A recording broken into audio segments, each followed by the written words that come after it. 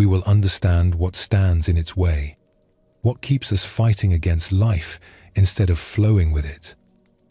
Before we begin, feel free to share what time it is and where you're listening from.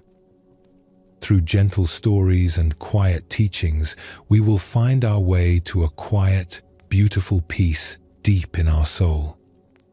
So gently close your eyes if you haven't already. Let your breathing slow down. You don't need to understand everything tonight. You only need to listen. And in listening, something in you will begin to soften. Let us begin with our first story. There was once a young monk who lived in a mountain monastery. Every morning he would wake before dawn to tend the garden. The path to the garden wound through a forest where the ground stayed soft from mountain springs. After any rain, this path became a ribbon of thick, clinging mud. The young monk hated this mud. Every morning, he would pick his way carefully along the edges, trying to keep his robes clean, stepping on rocks and roots to avoid the mess. He would arrive at the garden tired and frustrated. His peaceful morning practice had become a battle with the earth itself. One morning after a heavy storm, the path was worse than ever. The monk stood at the edge looking at the brown river of mud that stretched before him. As he hesitated, he heard footsteps behind him. His teacher approached, walking steadily down the path. Without pause, the old master stepped directly into the mud. His robes darkened as the earth splashed up, but his face remained calm. The young monk watched in surprise. "Master, your robes. They'll be ruined." The teacher smiled and continued walking. "The mud is here. I am here. We meet each other honestly." The student hurried to catch up, still trying to avoid the worst patches. "But surely it's better to stay clean. To avoid unnecessary mess." The master paused and looked back. "Tell me, how much energy do you spend each morning fighting this path?" The young monk considered this. "A great deal, I suppose." "And how much energy do I spend?" "You just walk." "Exactly. I just walk. The mud accepts my feet. My feet accept the mud. There is no conflict, only meeting." They walked the rest of the way in silence. When they reached the garden, the master went to the well and quietly washed his feet and the hem of his robes. The mud came away easily. What had seemed permanent was only temporary. "You see," the teacher said, watching the brown water swirl away, "the mud was not the problem. My resistance to the mud would have been the problem." In this simple story lives a truth that can transform how we meet each day. The young monk's struggle was not with the mud itself. It was with his rejection of what was already present. His resistance turned a simple walk into a source of stress. His refusal to accept the conditions created suffering where none was necessary. This is how resistance works in our lives. We encounter something unpleasant, a difficult conversation, an unexpected delay, a feeling we don't want to have. And instead of meeting it directly, we fight against its existence. We waste energy trying to make it different. We exhaust ourselves arguing with what has already happened. The master understood something profound. Acceptance does not mean happiness about every circumstance. It means meeting circumstances without the additional burden of rejection. The mud was still mud. It was still inconvenient. But by accepting its presence, he could move through it with peace. When we stop fighting what is already here, we discover something surprising. our resistance was often more uncomfortable than the thing we were resisting. The anticipation of difficulty can be worse than the difficulty itself. The story we tell ourselves about why something shouldn't be happening creates more pain than the actual happening. This doesn't mean becoming passive. The master still walked to the garden. He still tended his duties, but he did so without the inner conflict that exhausts the spirit. He met the mud as a fact of the morning, not as a personal insult from the universe. In your own life, notice where you spend energy fighting what is already present. The weather you cannot change. The personality of a difficult person. The pace at which something is healing or improving. These are the muddy paths of daily existence. You can pick your way around them, wearing yourself out. Or you can step forward with the acceptance of what is real. This acceptance begins with breath. When you encounter resistance in yourself, pause. What would it feel like to stop pushing against this moment and simply meet it? Let your breathing soften now. Feel how your body naturally knows how to accept each breath without fighting it. Your lungs don't resist the air. Your heart doesn't argue with its own beating. There is wisdom in this natural acceptance, a wisdom you can bring to other areas of life. Rest in this understanding. That meeting life directly, even when it's messy, can be more peaceful than fighting it. That acceptance is not defeat. It is intelligence. It is the first step toward real freedom. In a village nestled between mountains, lived people who had grown comfortable with their routines. The village was known for its clear skies and gentle sunshine. Merchants would stop there specifically for the pleasant weather. The villagers took pride in this reputation. They spoke often of their good fortune in living where the sun always seemed to shine. But every region needs rain. The rivers that fed the village came from mountains where storms were necessary. The forests that surrounded them depended on water from the sky. Even their own gardens, in truth, thrived best after a good soaking. The villagers had forgotten this. They had begun to see rain as an intrusion. When clouds gathered, they would look up with worry. "Not today," they would whisper. "Please, not today." They planned around weather forecasts, cancelled gatherings at the first hint of moisture in the air. Some even hung charms and mirrors to try to keep rain away from their perfect skies. One year, a terrible drought began. The river that had always provided water started to shrink. Wells that had never run dry began to empty. The gardens that had been the village's pride started to wither. Still, when clouds finally appeared, many villagers found themselves conflicted. They needed rain desperately, but they had trained themselves to reject it for so long. A wise woman lived at the edge of the village. She was old enough to remember times when rain was welcomed, when people would dance in the streets during the first spring shower. She watched her neighbors with sadness as they struggled between their need for water and their habitual resistance to storms. One evening, as the sky grew heavy with long-awaited clouds, she walked through the village center.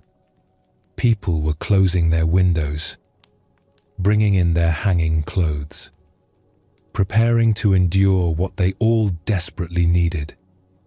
The old woman stood in the square and looked up at the darkening sky.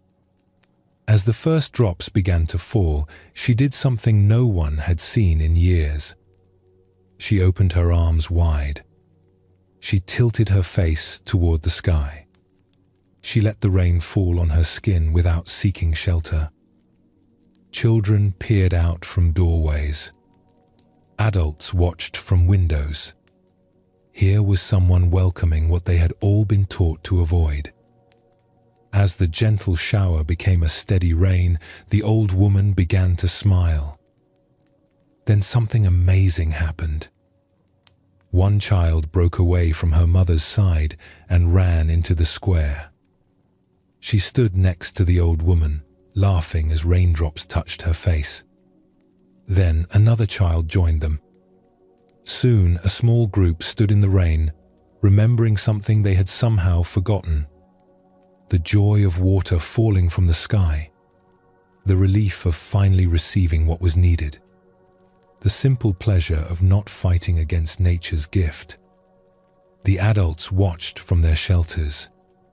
Some shook their heads at the foolishness, but others began to remember. They remembered how it felt to need rain and receive it. They remembered the beauty of storms, the freshness of air afterward, the way everything grew more alive. From that day forward, when rain clouds gathered, the village was divided. Some still closed their shutters and complained, but others stepped outside. They remembered that resistance to what is natural and necessary creates suffering. They learned again to welcome what they needed instead of fearing what they couldn't control. This story speaks to something deep in human nature. Our tendency to resist what we actually need because it doesn't match what we prefer. The villagers' rejection of rain was not just inconvenient. It was working against their own well-being. They had confused comfort with wisdom. They had mistaken control for safety. Rain in this story represents all the necessary but uncomfortable parts of life. Difficult conversations that clear the air.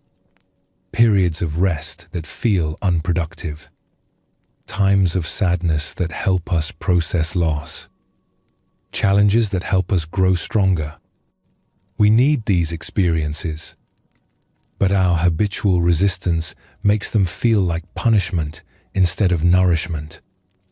The old woman understood something the others had forgotten. That welcoming what we need, even when it's uncomfortable, brings relief. Not just the relief of finally getting what we require, but the deeper relief of stopping the exhausting fight against reality. Notice in your own life where you might be pushing away something you actually need. Perhaps you need quiet, but you resist slowing down.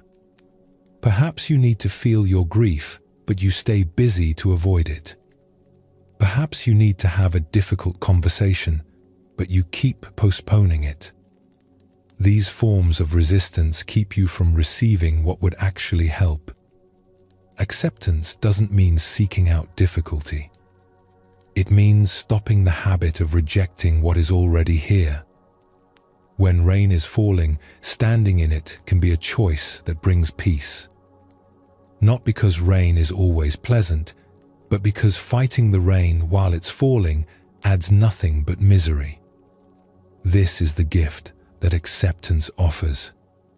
It doesn't promise that life will become easier.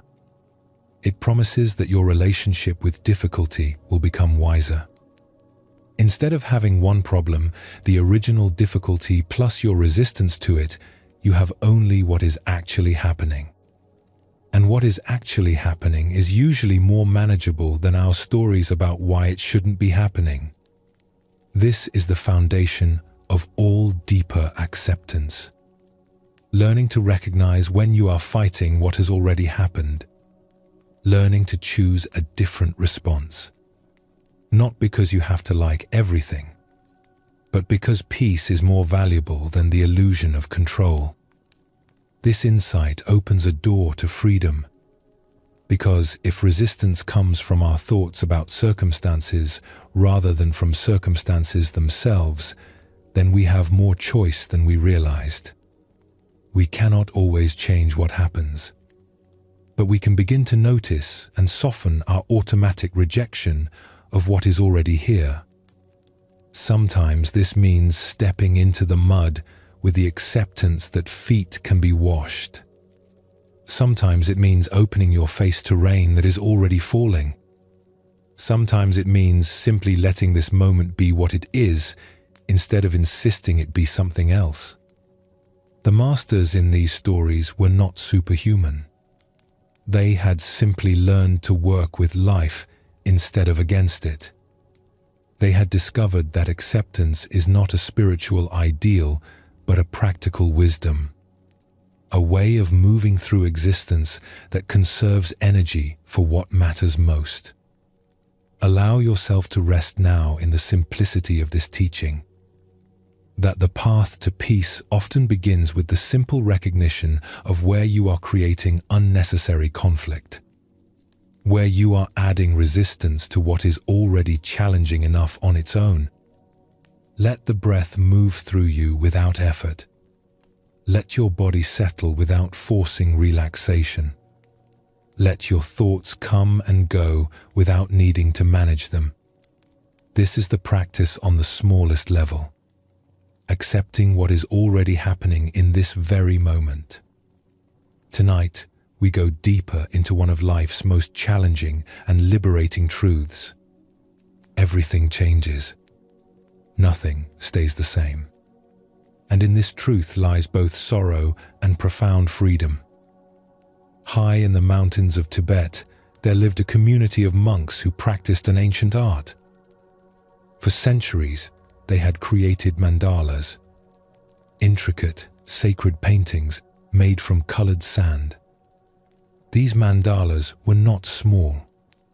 They stretched across entire floors, every grain of sand placed with infinite care and attention. The creation of a mandala could take weeks. Sometimes months. The monks would begin each morning in silence, gathering around the expanding circle of color and pattern. With steady hands and patient hearts, they would add grain after grain of blue sand, red sand, yellow sand, white. No hurried movements. No rushing toward completion. Each moment of creation was itself sacred. The mandalas were breathtaking. Visitors would travel for days to witness them. The geometric patterns seemed to pulse with life. The colors vibrated like music made visible. People would stand at the edges of these sand paintings and feel something shift in their hearts. Here was beauty so pure, so perfect, that it seemed to touch something eternal. One autumn, the monks were nearing completion of their most ambitious mandala ever. For 3 months they had worked. The design reached from wall to wall of their largest meditation hall. Every detail had been considered, refined, perfected. The work represented thousands of hours of devotion, skill, and love.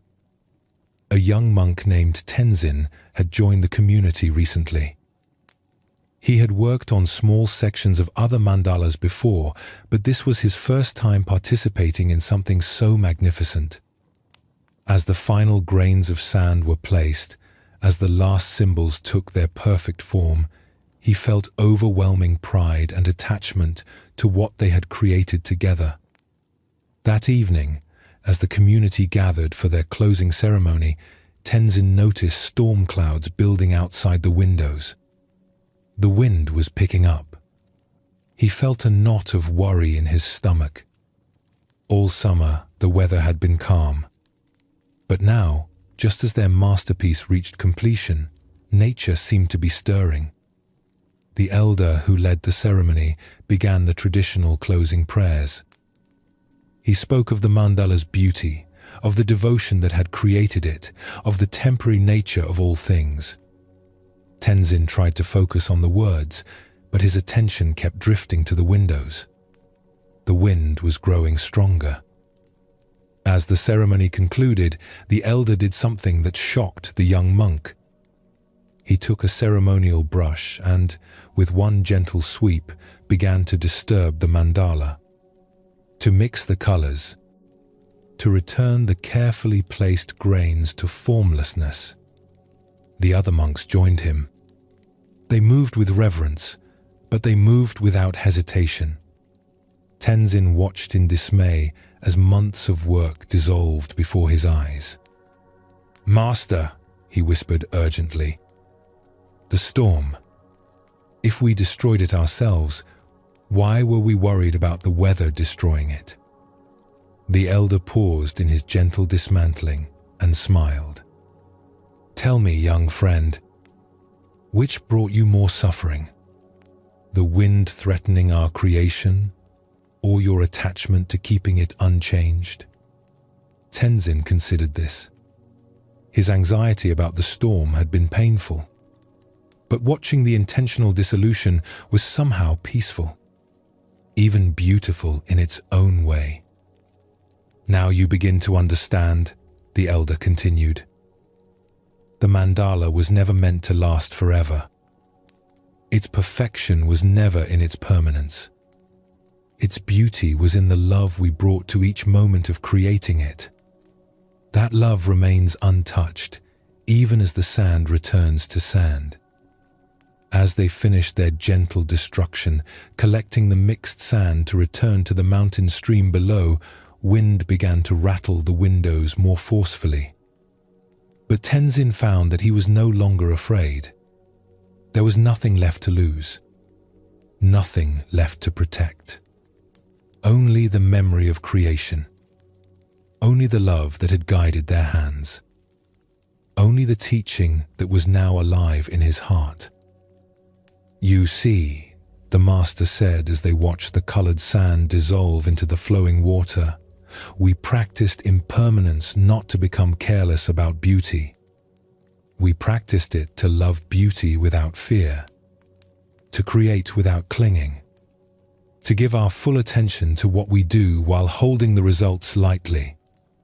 That night, as Tenzin lay in his simple bed listening to the storm pass over their mountain, he understood something new. The mandala had taught him not just about art, but about life.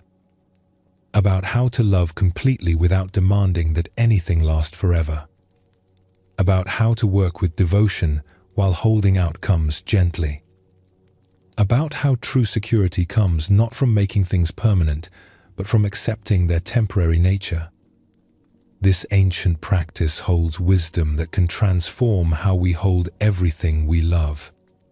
The monks understood what most of us struggle to accept. That trying to make the temporary permanent is a source of constant anxiety. That our attachment to keeping things unchanged actually prevents us from fully enjoying them while they're here. Think about how this appears in your own life. The way you worry about losing health, relationships, or circumstances that bring you joy. The energy you spend trying to freeze moments that are meant to flow. The fear that shadows beautiful experiences because you know they cannot last forever. This is the suffering that comes from fighting impermanence instead of dancing with it. The young monk's anxiety about the storm was not really about wind and weather. It was about his attachment to keeping something beautiful exactly as it was. His suffering came not from change itself, but from his resistance to change. When he learned to hold the mandala's beauty lightly, the actual changing became peaceful, even sacred. This does not mean becoming indifferent to beauty or love. The monks did not create their mandala carelessly because they knew it would be temporary. They created it with even greater care because they understood its precious impermanence. They brought full attention to each grain of sand precisely because they knew the moment of placing it would never come again. When you accept that everything is temporary, something beautiful happens. Instead of spending energy trying to make moments permanent, you begin to inhabit them more fully. Instead of half enjoying experiences while worrying about their ending, you give yourself completely to what is happening right now. Impermanence becomes not a threat, but an invitation to presence. The Master's wisdom points to something profound. That the love, care, and attention we bring to temporary things is what actually lasts. The mandala returned to formless sand, but the devotion that created it remained in the hearts of the monks. The beauty they experienced while creating it became part of them in a way that no storm could disturb. Rest in the wisdom of the sand mandala. Let it remind you that beauty is not diminished by its temporary nature. That creation can be sacred even when the results don't last forever. That peace comes not from making things permanent, but from accepting their natural flow. In a monastery garden, there lived an old master who was known throughout the region for his wisdom and serenity. People would travel from distant villages to sit with him, to ask questions about the deepest matters of life and death. But those who knew him best understood that his greatest teachings came not through words, but through the way he lived each ordinary day. The master had tended the same small garden for 40 years. Every morning he would rise before dawn to walk among the plants, checking their growth, watering where needed, removing weeds with gentle hands. The garden was simple. A few fruit trees, some vegetables, herbs for cooking and medicine, flowers that bloomed in different seasons. Nothing elaborate, but everything tended with extraordinary care. Visitors often remarked on the garden's beauty, but there was something else they noticed. The master never seemed attached to any particular plant or harvest. When drought killed his tomatoes, he would compost them peacefully and plant something else. When insects ate his precious herbs, he would observe their patterns with curiosity rather than anger. When unseasonable frost took his fruit blossoms, he would prune the damaged branches and trust in next year's flowering. A young student named Kenji came to live with the master for a year of learning. Kenji was earnest and hard-working, but he struggled with worry. He worried about his meditation practice, about his understanding of the teachings, about whether he was progressing fast enough on the spiritual path.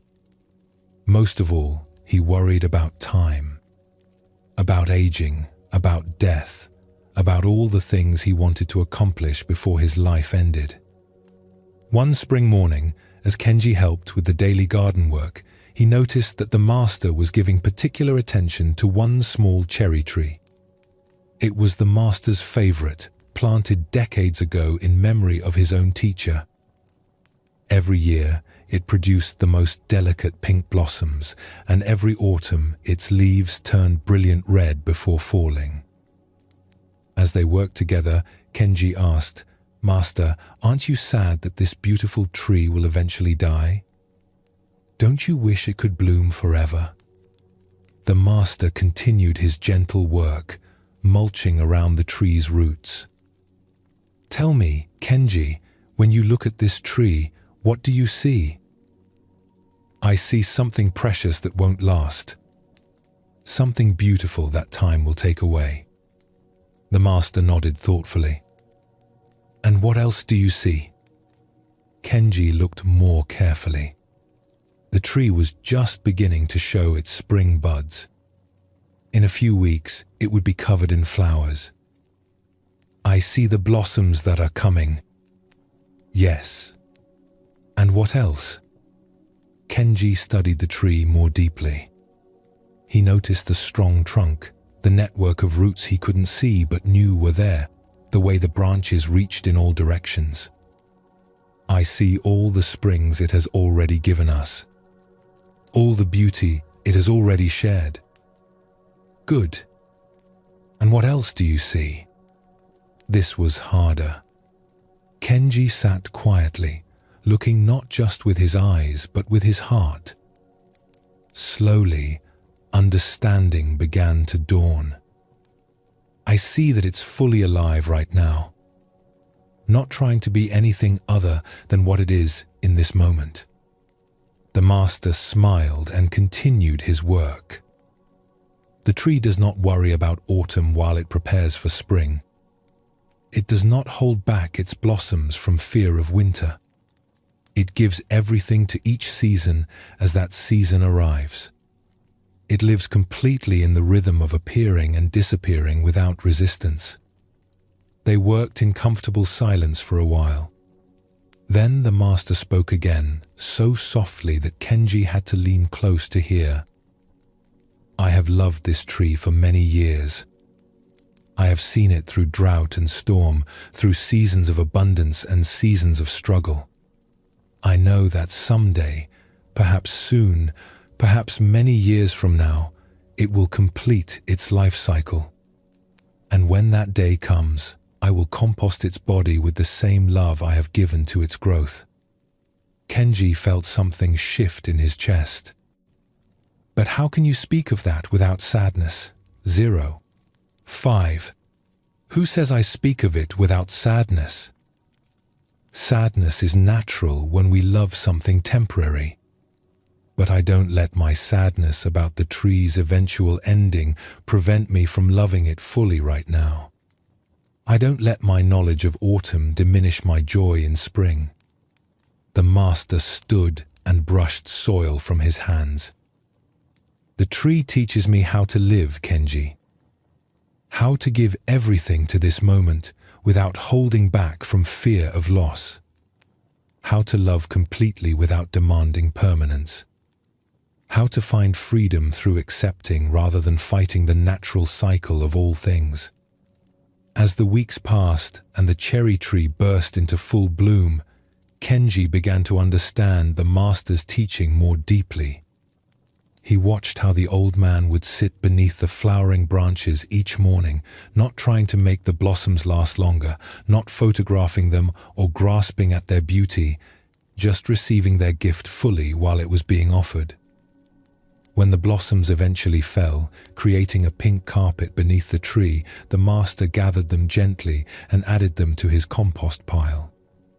His face showed no regret, only gratitude for what had been and anticipation for what would come next. He was already watching for the first signs of new leaves, the next stage of the tree's generous unfolding.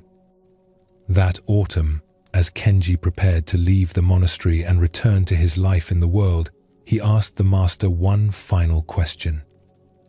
How do I take this teaching with me? How do I remember to live like the tree when I'm afraid of losing what I love? 0. 5. The master walked with him to the garden gate. The cherry tree stood magnificent in its autumn colors, every leaf a different shade of red and gold. Carry this image in your heart, the master said. Remember that this tree has never been more beautiful than it is right now, dressed for its seasonal death. It teaches us that endings can be as beautiful as beginnings when we meet them without resistance. And remember this too. The tree's roots run deep into earth that has been nourished by countless other trees that have lived and died before it. Nothing is ever truly lost. Everything that lives and loves and passes away becomes part of the great continuing. Your fear of impermanence comes from thinking you are separate from this flow. But you are part of it. You are held by it. As Kenji walked down the mountain path, carrying the master's teaching in his heart, he felt something he had never experienced before. A deep sense of belonging to the rhythm of life. A trust that he could love fully without needing to make anything permanent. A peace that came from accepting his place in the great dance of appearing and disappearing that includes all beings. This story offers us a different way to hold our awareness of impermanence. Not as a philosophical idea, but as a lived wisdom.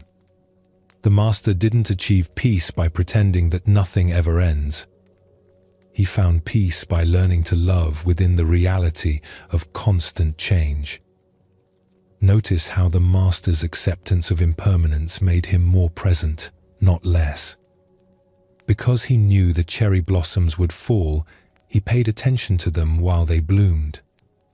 Because he understood that his time with the tree was limited, he treasured each season more fully. His acceptance of ending enhanced rather than diminished his capacity for love. This is the paradox of impermanence.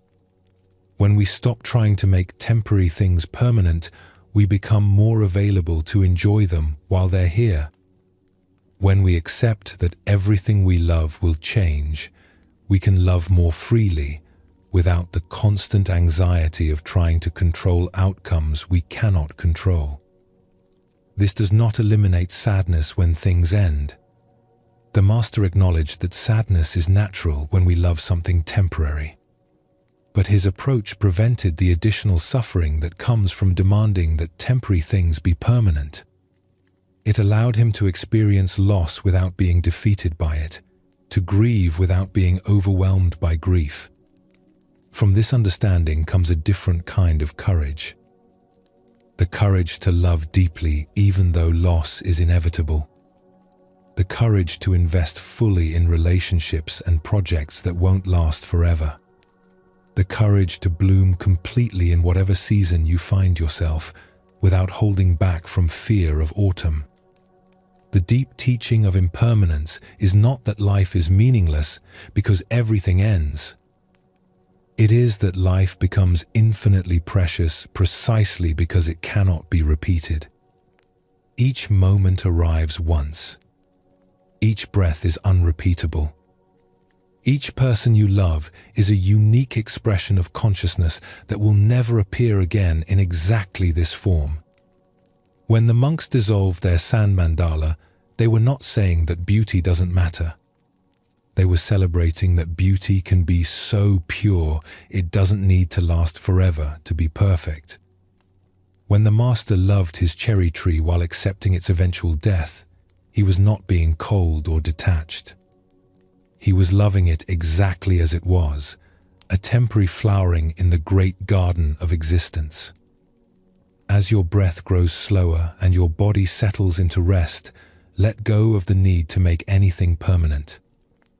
Let yourself appreciate this moment for what it offers without demanding that it last forever. Let yourself love without demanding guarantees. Let yourself live fully within the reality of constant change. This is your invitation. To live like the tree. To bloom fully when it's time for blooming. To let go gracefully when it's time for letting go. To trust the seasons of your own life without trying to control their timing. To give everything to this moment while holding tomorrow lightly.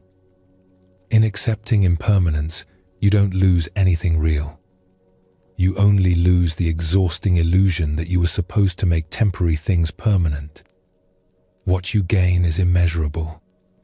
Freedom from constant anxiety about loss. Ability to love without fear. Capacity to appreciate beauty without needing to possess it. Trust in the natural flow of existence. As we continue deeper on our journey together, we explore something that many of us find more difficult than accepting external change. We explore how to meet ourselves with kindness. How to treat the person you know most intimately, yourself, with the same gentleness you might offer a dear friend. Perhaps you recognize this inner voice. The one that criticizes your mistakes. The one that says you're not progressing fast enough on any path that matters.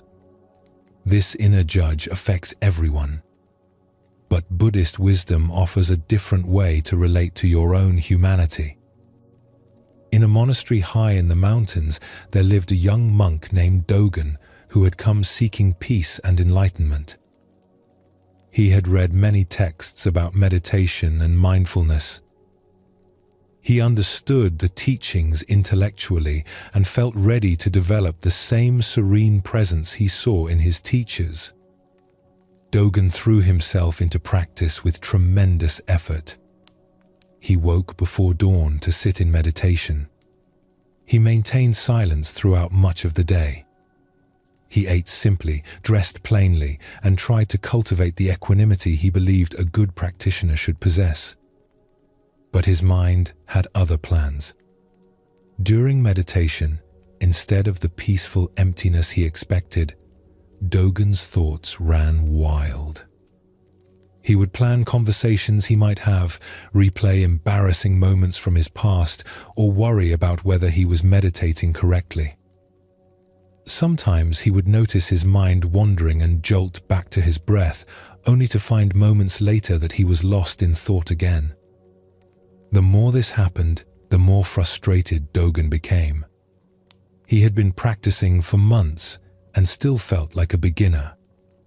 During meditation periods, he would watch other monks sitting perfectly still and assume they had achieved states of blissful concentration, while he continued to struggle with the most basic aspects of mindfulness. After particularly difficult meditation sessions, Dogen would mentally catalogue his failures. I couldn't focus for more than a few moments. My back hurt and I kept shifting positions. I felt angry when that bird outside kept calling. I'm terrible at this. I'll never develop real wisdom. This inner commentary became almost constant. Dogen noticed that he was developing two problems instead of one. Not only did his mind wander during meditation, but now he also spent considerable energy judging himself for having a wandering mind. He was suffering both from distraction and from his resistance to distraction. One morning after a particularly frustrating meditation session, Dogen approached his teacher, an elderly monk named Ijo who had been practicing for over 40 years. Dogen bowed respectfully and explained his difficulty. Master, I have been practicing diligently for many months, but my mind remains chaotic. I cannot achieve even a few minutes of real concentration. The other monks seem to have natural abilities that I lack. I wonder if I am suited for this path. Master Ijo listened quietly, his face showing gentle attention rather than judgment. When Dogen finished speaking, the teacher was silent for a long moment. Then he spoke softly. Tell me, Dogen, when you notice that your mind has wandered during meditation, what is your first response? I try to immediately return to my breath, Master. And what do you feel when you notice the wandering? Dogen considered this. I feel frustrated, disappointed in myself, sometimes angry. And do these feelings help your mind become more focused? No, Master. They seem to create more disturbance. Master Ijo nodded. I see. And tell me, when a small child is learning to walk, what happens when they fall down? They get back up in curiosity rather than judgment. When your mind wanders, you can gently guide it back like helping a friend find their way home. But Master, doesn't accepting my wandering mind mean I'll never develop concentration? Let me ask you something. Have you noticed that your mind wanders? Of course. Constantly. And this noticing, is it not itself a form of awareness? Dogen paused. He had been so focused on his failures that he hadn't considered this. I suppose it, Ireland. Every time you notice your mind has wandered, you are experiencing a moment of mindfulness. The wandering itself is not the problem. The problem is your war against wandering. This war prevents you from appreciating the awareness that notices wandering. Master Ijo suggested a different approach.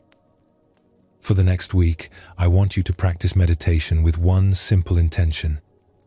Instead of trying to stop thoughts, practice greeting them kindly. When you notice your mind has wandered, say quietly to yourself, "Hello, thinking." Then gently return to your breath.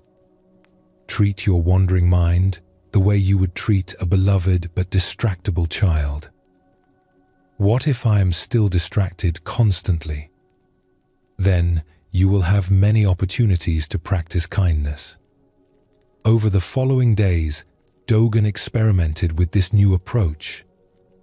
When he caught his mind planning or worrying, instead of criticizing himself, he would silently say, "Hello, planning," or "Hello, worrying," with the same gentleness he might use greeting an old friend.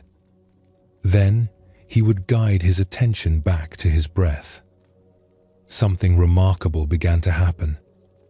The more kindly he greeted his wandering thoughts, the less power they seemed to have over him. Instead of getting caught in lengthy mental stories, he would notice them more quickly and return to the present moment with less struggle. His meditation began to feel less like a battle and more like a gentle conversation. Perhaps more importantly, this kindness during formal meditation began to affect Dogen's entire relationship with himself. When he made mistakes in other areas of monastery life, when he dropped a bowl or spoke when silence was called for, he found himself responding with curiosity rather than harsh self-judgment.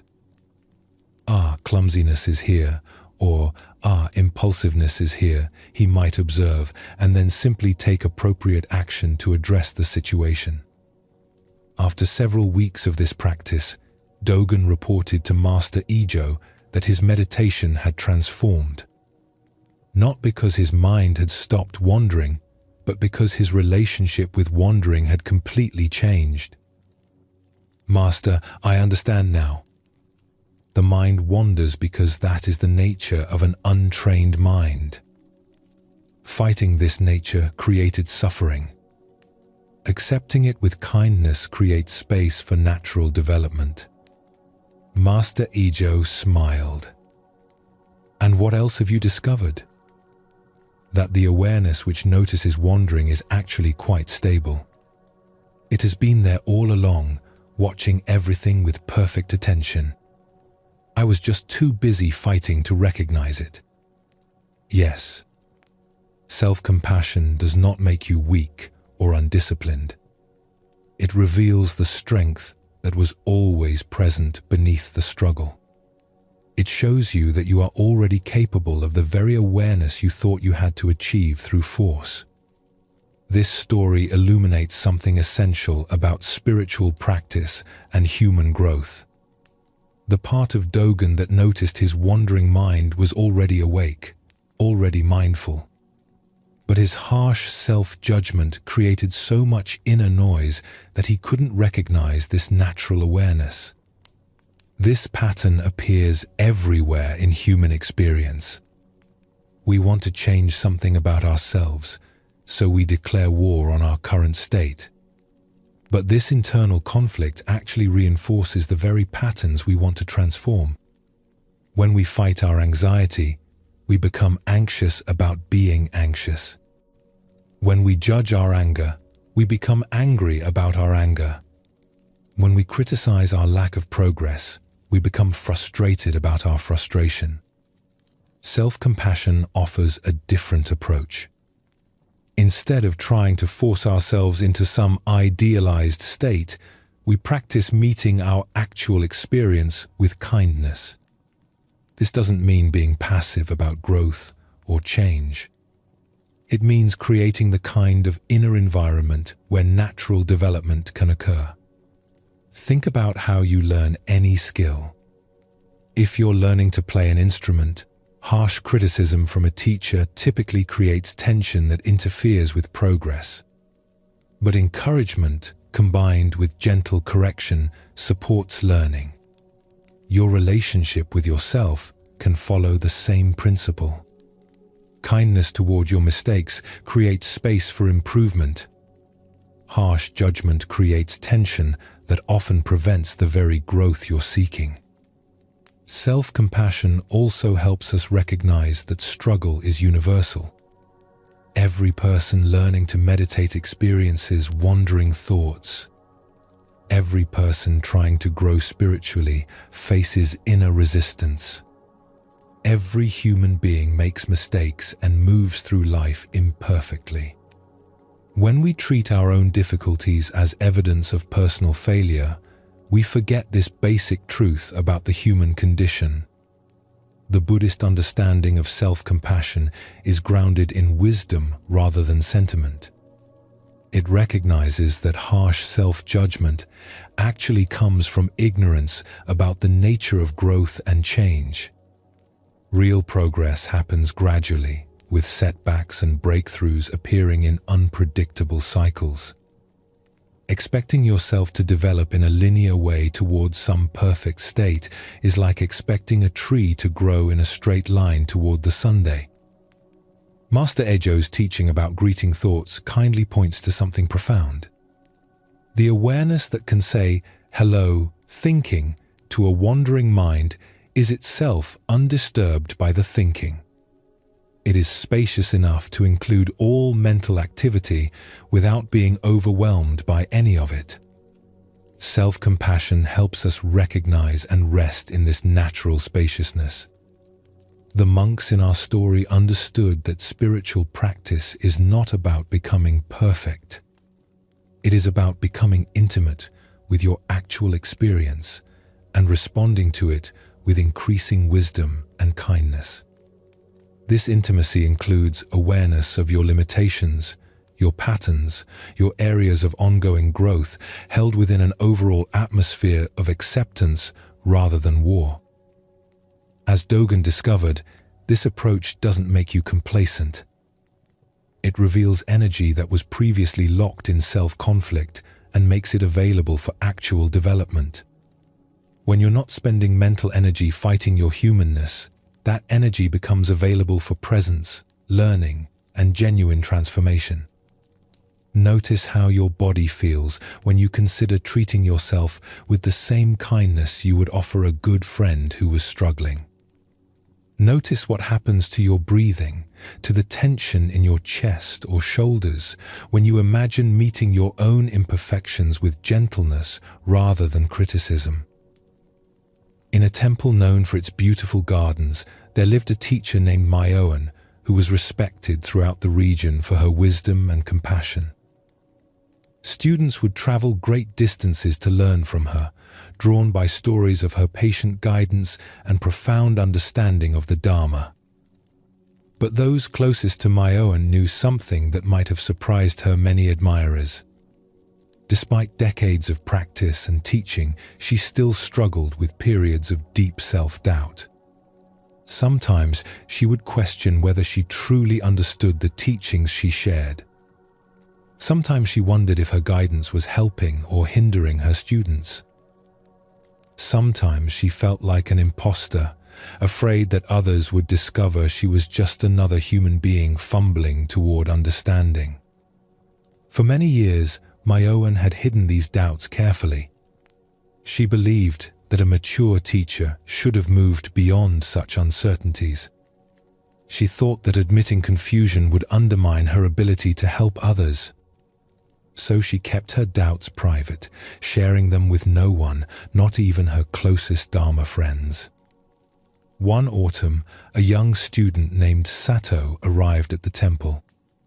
She was brilliant and dedicated, but also perfectionistic and extremely hard on herself. During daily interviews with Myoan, Sato would confess her meditation difficulties with obvious shame. She spoke of her wandering mind, her emotional reactions, her inability to maintain equanimity with a tone of deep self-hatred that was painful to witness. "Teacher, I meditate every day, but I'm still filled with anger and jealousy. I read the sutras, but I don't feel the peace they describe. I watch other students and they seem to have insights I can't access. I wonder if I have some fundamental defect that prevents me from developing wisdom." Week after week, Myoan offered gentle guidance, reminding Sato that spiritual development takes time, that difficulties are part of the path, that comparing herself to others often creates unnecessary suffering. But despite these teachings, Sato's relationship with her own experience remained harsh and unforgiving. Watching Sato struggle, Myoan began to recognize something uncomfortable. The student's harsh self-judgment was almost identical to the inner voice that Myoan herself had been hiding for years. Sato was simply expressing outwardly what Myoan had been experiencing inwardly. The teacher realized she could not effectively help her student learn self-compassion while she herself was practicing self-criticism. One evening, as autumn rains began to fall, Myoan made a difficult decision. During their next interview, when Sato again shared her self-doubts with obvious shame, the teacher chose to respond with unprecedented honesty. "Sato, I want to share something with you that I have never told any student. I have been practicing and teaching for many years, and I still experience doubt almost daily. Even this morning, before our conversation, I wondered whether I had any wisdom worth sharing. I questioned whether my understanding of the Dharma was clear enough to guide others." Sato looked up in surprise. She had assumed that teachers, especially ones as respected as Myoan, had moved beyond such basic struggles. Myoan continued gently. "For years, I believed that having these doubts meant something was wrong with my practice. I thought that mature practitioners should feel confident and clear all the time. But recently I've begun to wonder if my shame about doubt was creating more suffering than the doubt itself. But teacher, if even you experience uncertainty, how can any of us hope to find peace? That's exactly the misunderstanding I want to address. I've begun to see that doubt itself is not the enemy. Doubt can be wisdom. It can keep us humble, keep us questioning, prevent spiritual arrogance. The problem is not the presence of doubt. The problem is believing that doubt means we're doing something wrong." Myoan settled more comfortably on her cushion, her usual formal teaching posture softening into something more intimate. "I've discovered something important through my own struggle with self-judgment. When I treat my doubts and confusion with kindness instead of trying to eliminate them, they become less solid. They stop controlling how I feel about myself or my practice. I can acknowledge uncertainty without believing. It means I'm failing." "How do you practice this, teacher?"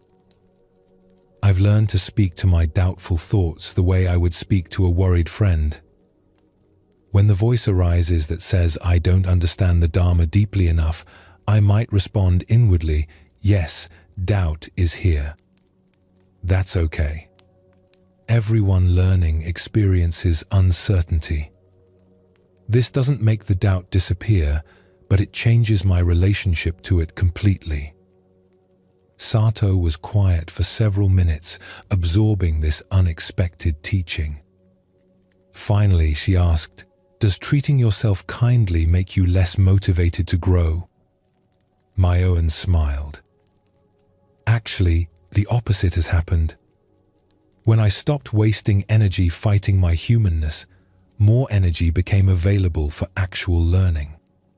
When I stopped demanding that my spiritual development follow some idealized timeline, I could appreciate the progress that was actually occurring. Self-compassion revealed insights that self-criticism had been obscuring." Over the following weeks, Myoan shared more of her own learning process with Sato. She spoke about times when her meditation felt dry and mechanical, periods when she struggled with fundamental teachings, moments when her reactions to difficult students revealed her own unhealed places. But she shared these experiences not as confessions of failure, but as examples of the ongoing nature of spiritual growth. "I used to think that awakening meant reaching some final state where struggle ended," Myoan explained during one of their conversations. "But I'm beginning to understand that awakening might be more about how we meet struggle than about eliminating it. It might be about responding to our difficulties with increasing wisdom and kindness rather than transcending difficulty altogether." This perspective began to transform Sato's entire approach to practice. Instead of meditating with the goal of eliminating unwanted experiences, she began sitting with curiosity about whatever arose. When jealousy appeared in her mind, instead of immediately judging it as evidence of spiritual failure, she would observe it with gentle interest. Ah, jealousy is visiting today. What does it feel like in my body? What thoughts does it bring? How long does it tend to stay? The change in Sato's relationship with her own experience was gradual but profound. She still felt anger, jealousy, and confusion, but these emotions no longer carried the additional weight of shame. Without the secondary suffering of self-judgment, the primary emotions moved through her more easily, like weather systems passing through an open sky. Perhaps most surprisingly to both teacher and student, this gentler approach seemed to accelerate rather than hinder Sato's development. When she wasn't spending energy fighting her humanness, more attention became available for actual awareness. When she wasn't measuring her worth by the presence or absence of particular emotions, she could investigate her inner life with genuine curiosity rather than strategic manipulation. Several months later, Sato approached Myoan with a realization that had emerged during her morning meditation. "Teacher, I think I understand something important. I've been trying to become someone worthy of compassion instead of practicing compassion for who I already am. I thought I had to earn kindness from myself by improving. But self-compassion isn't a reward for good spirituality. It's the foundation that makes authentic spiritual growth possible." Myoan nodded with deep satisfaction. "Yes. And what else have you noticed?" "That all my harsh self-judgment was actually a form of pride. It assumed I should be further along than I am, should be different from who I am. Self-compassion is more humble. It accepts that I'm a human being learning gradually, making mistakes, growing in fits and starts like everyone else." Beautiful. And how has this affected your relationship with other students? Sato considered this. "I'm much less judgmental of their struggles because I'm less judgmental of my own. When I see someone else having difficulty with jealousy or anger, I recognize my own experience in theirs. It creates connection instead of comparison." From that point forward, Myoan began incorporating more honesty about her own ongoing learning into her teaching. Not in a way that undermined her role as a guide, but in a way that demonstrated the very self-compassion she was encouraging in others. Students began to see that spiritual maturity included the willingness to acknowledge limitation and uncertainty without shame. The temple's atmosphere gradually shifted as this approach spread throughout the community. Students became more willing to share their actual struggles instead of presenting idealized versions of their practice. Teachers acknowledged their own areas of continued growth. The whole Sangha began practicing the kind of honest self-acceptance that creates space for genuine transformation. Years later, when Sato had become a teacher herself, she would often share the lessons she learned from Myoan's vulnerable honesty. Self-compassion is not a consolation prize for people who can't achieve real spiritual attainment. It is the attitude that makes real attainment possible. This story reveals something essential about the relationship between self-acceptance and spiritual growth. Myoan's willingness to acknowledge her own ongoing struggles didn't diminish her wisdom. It demonstrated the very quality that made her an effective teacher, the ability to meet human experience, including her own, with kindness rather than judgment. The shift from hiding her doubts to acknowledging them with compassion freed energy that had been locked in the exhausting effort of maintaining a perfect image. This energy became available for genuine presence and deeper understanding. Her honesty also created permission for others to relate more authentically to their own experience. Notice how self-compassion in this story is not sentimental or indulgent. It doesn't make excuses for unskillful behavior or avoid the real work of growth. Instead, it creates the inner environment where honest self-examination becomes possible. When you're not afraid of discovering flaws in yourself, you can look more clearly at areas that need attention. The Buddhist path includes the development of what is sometimes called wise discernment. This is the ability to see clearly what is happening without getting lost in reactivity about what you see. Self-compassion supports wise discernment by removing the fear and shame that often distort our self-perception. When Sato learned to greet her jealousy with curiosity instead of self-attack, she could investigate its patterns more clearly. She could notice what triggered it, how it felt in her body, what thoughts accompanied it, how long it typically lasted. This clear seeing naturally led to wiser responses. But this investigation would have been impossible while she was spending most of her energy judging herself for having jealous feelings in the first place. This points to a paradox that many spiritual practitioners discover. Accepting yourself as you are becomes the foundation for natural transformation. Not because you're trying to change, but because acceptance creates space for your deeper wisdom to emerge. When you're not fighting your present experience, energy becomes available for responding to it more skillfully.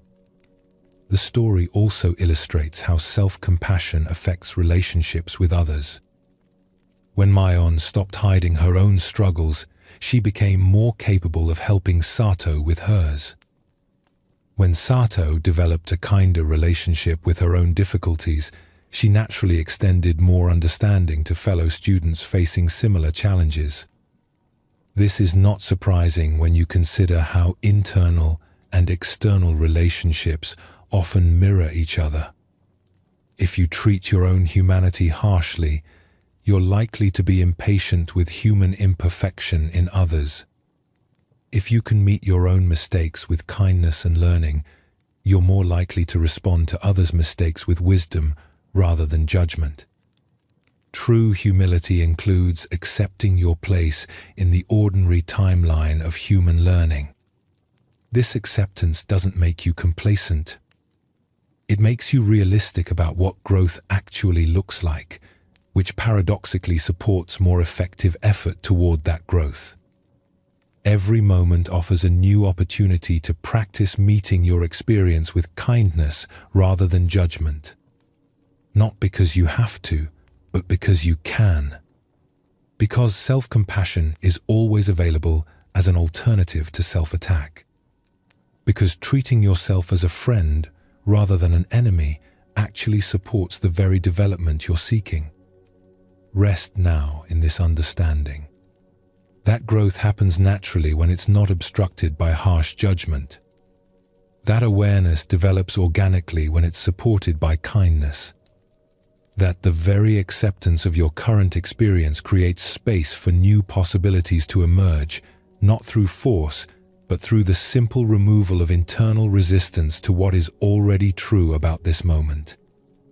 As we continue on our journey together, we will discover how accepting others as they are paradoxically creates more room for authentic relationships and natural growth than trying to change them ever could.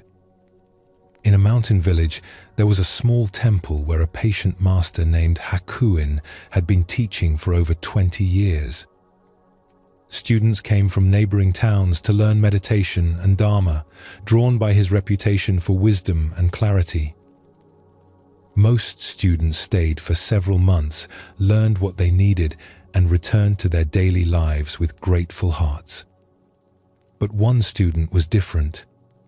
His name was Jishin, and he had been coming to the temple for nearly 3 years. While other students seemed to absorb the teachings naturally, Jishin argued with almost everything. If Hakuin spoke about letting go of attachments, Jishin would interrupt with questions about why attachment was wrong if it motivated people to care for their families. If the master discussed the impermanence of emotions, Jishin would insist that some emotions should be permanent and that accepting their temporary nature was irresponsible.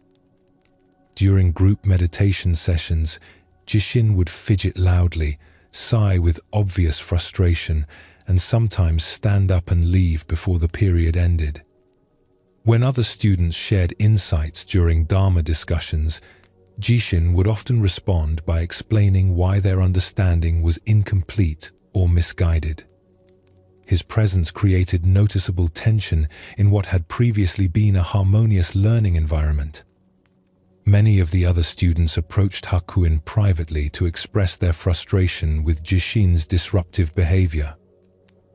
They suggested that perhaps he wasn't ready for these teachings, or that he might be more suited to a different style of practice, or that his argumentative nature was disturbing their own development. Some even hinted that the master should ask Jishin to leave. Hakuin listened to these concerns with characteristic patience, but he did not ask Jishin to leave. Instead, he continued teaching as he always had, neither avoiding Jishin's interruptions nor engaging in lengthy debates with him. When Jishin argued, Hakuin would listen fully and then continue with his planned lesson. When Jishin disrupted meditation, Hakuin would maintain his own stillness without making any special accommodations or corrections. This approach puzzled some of the newer students. They expected their teacher to manage the disruptive student more directly. But the longer-term students began to notice something interesting. Hakuin's unwavering acceptance of Jishin's difficult behavior was itself a teaching. The master was demonstrating exactly the kind of non-reactive presence he had been describing in his Dharma talks. One evening, after a particularly challenging session in which Jishin had questioned nearly every point of the teaching, a senior student named Endo approached Hakuin during walking meditation. "Master, I don't understand your approach with Jishin. His constant arguments seem to interfere with everyone's learning, including his own. Wouldn't it be more compassionate to help him find a practice environment better suited to his temperament?" Hakuin continued walking slowly along the garden path. "Tell me, Endo, when you encounter someone in daily life who irritates you, what do you typically do?" "I try to avoid them if possible. If I can't avoid them, I try to change the subject or end the interaction quickly." "I see. And how often does this approach result in you feeling more patient with difficult people?" Endo thought about this honestly. "Not often. I suppose I just become more sensitive to behaviors that annoy me." "Exactly. So, in your daily life, you practice avoiding difficulty. Then you come to the temple hoping to develop equanimity. But how can you learn to remain peaceful around challenging people if you only practice being around easy people?"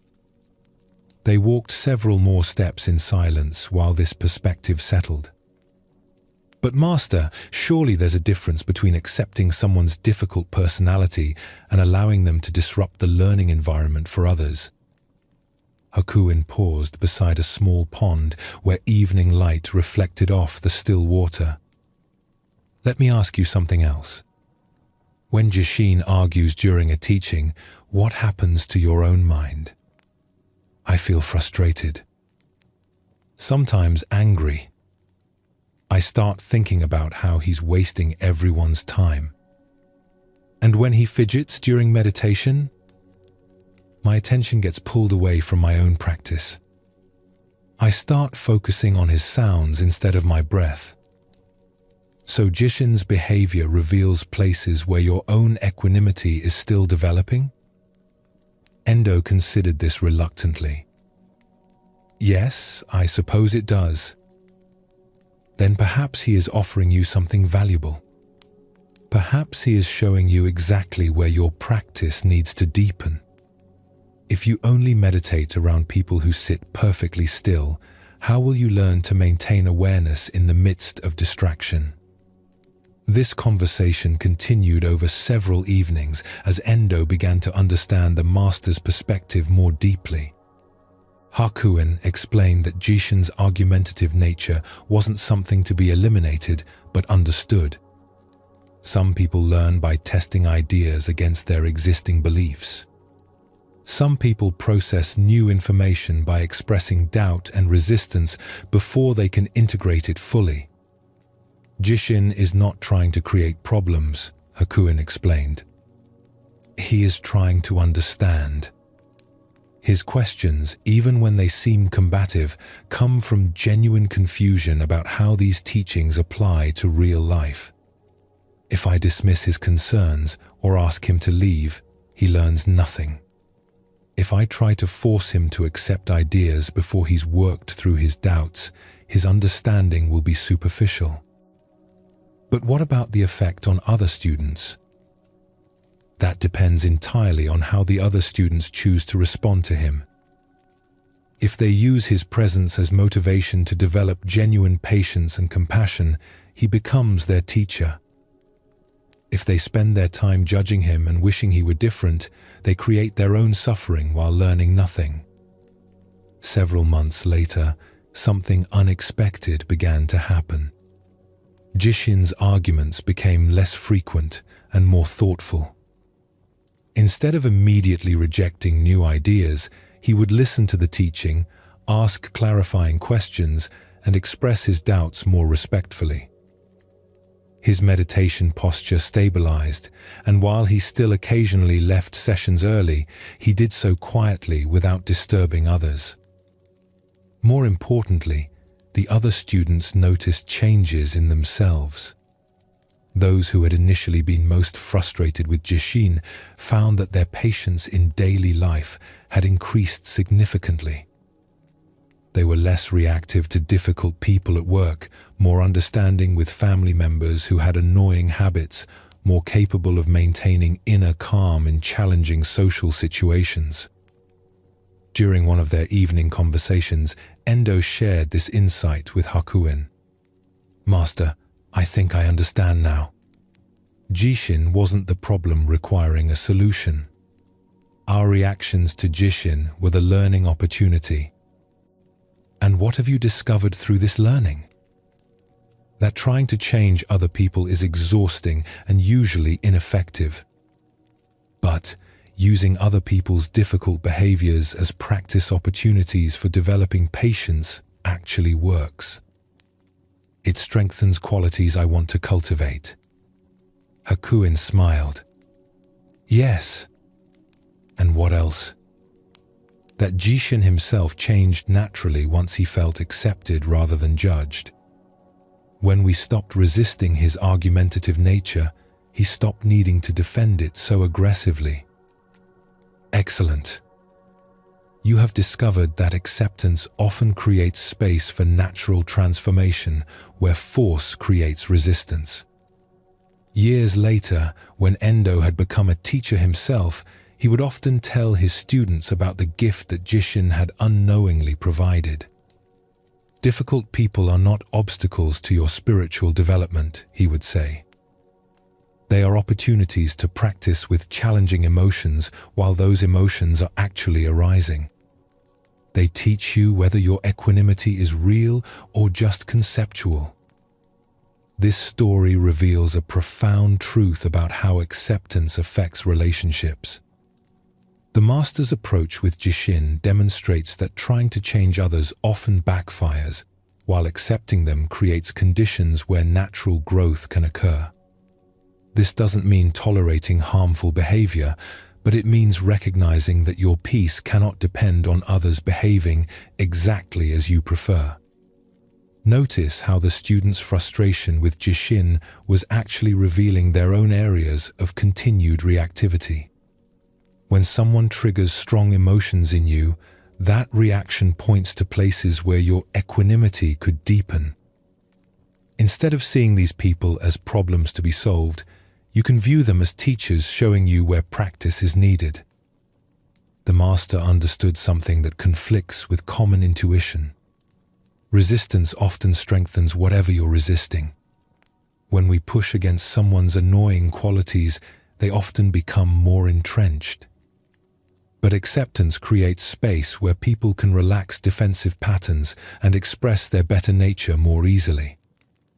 This doesn't mean becoming passive or allowing yourself to be mistreated. Setting boundaries is sometimes necessary and can be done without judgment or resentment. You can choose to limit contact with people who consistently create problems while still wishing them well internally. But boundaries work better when they come from clarity rather than anger. The transformation that occurred in Jishin illustrates how people often soften when they feel accepted rather than judged. Much difficult behavior comes from feeling misunderstood or criticized. When that pressure is removed through genuine acceptance, the defensive aspects of personality often relax naturally. Perhaps most importantly, practicing acceptance with difficult people develops your capacity for patience and compassion in all relationships. If you can remain centered around someone who triggers you strongly, maintaining peace around easier people becomes simpler. Challenging relationships become a training ground for the very qualities you want to embody. In the same mountain region, there lived an old woman named Grandmother Suki who had practiced Zen for most of her adult life.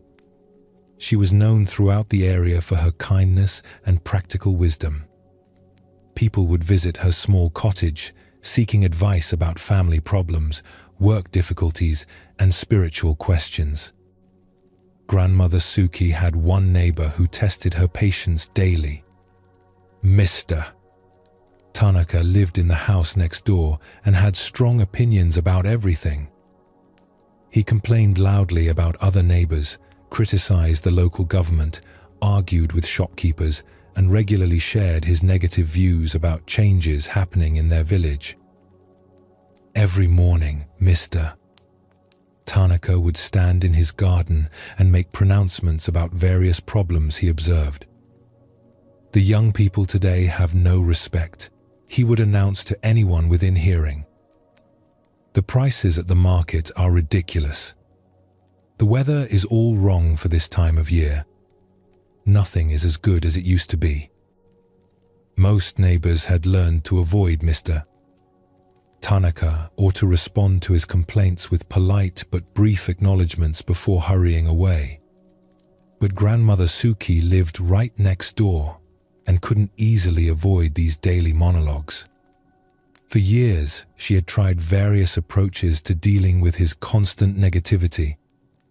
At first, she had attempted to argue with his perspectives, sharing different viewpoints about the topics he criticized.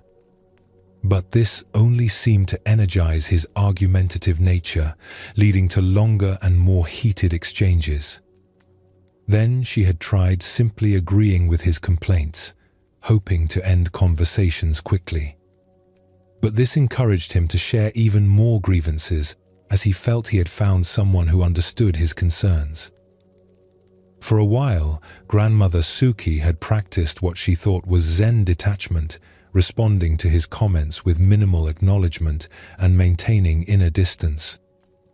But she noticed that this approach made her feel cold and disconnected, not peaceful. She was avoiding his negativity by shutting down her own openness, which didn't seem like genuine spiritual practice.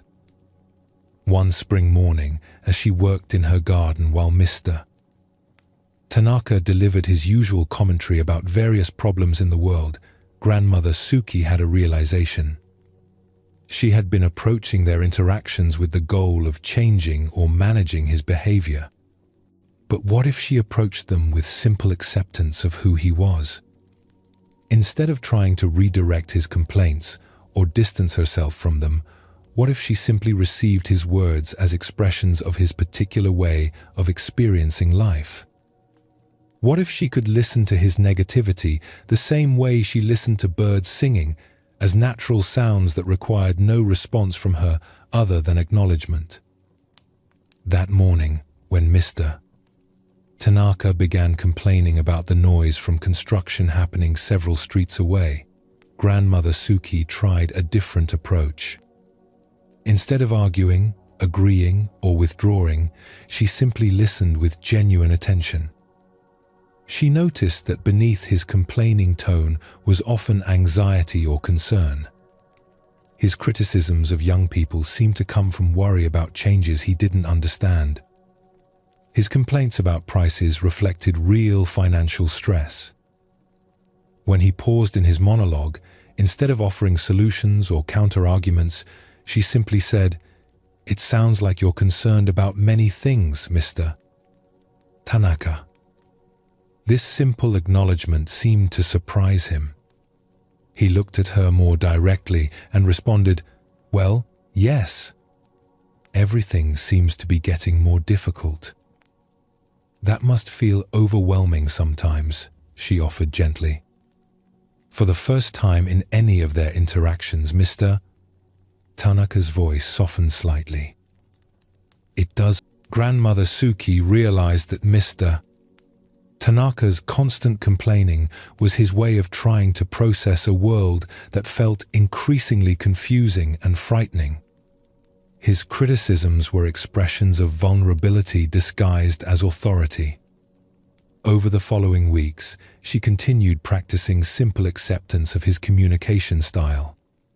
Instead of taking his negativity personally or trying to change it, she listened for the feelings underneath his words. When he complained about neighborhood children making noise, she heard his isolation and desire for connection.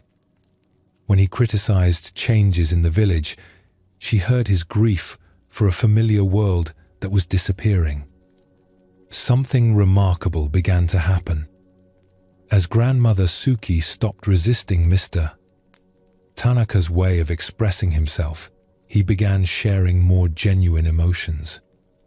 His complaints evolved into conversations about his worries, his loneliness, his confusion about modern life. He still maintained his critical perspective, but it became less harsh and more vulnerable.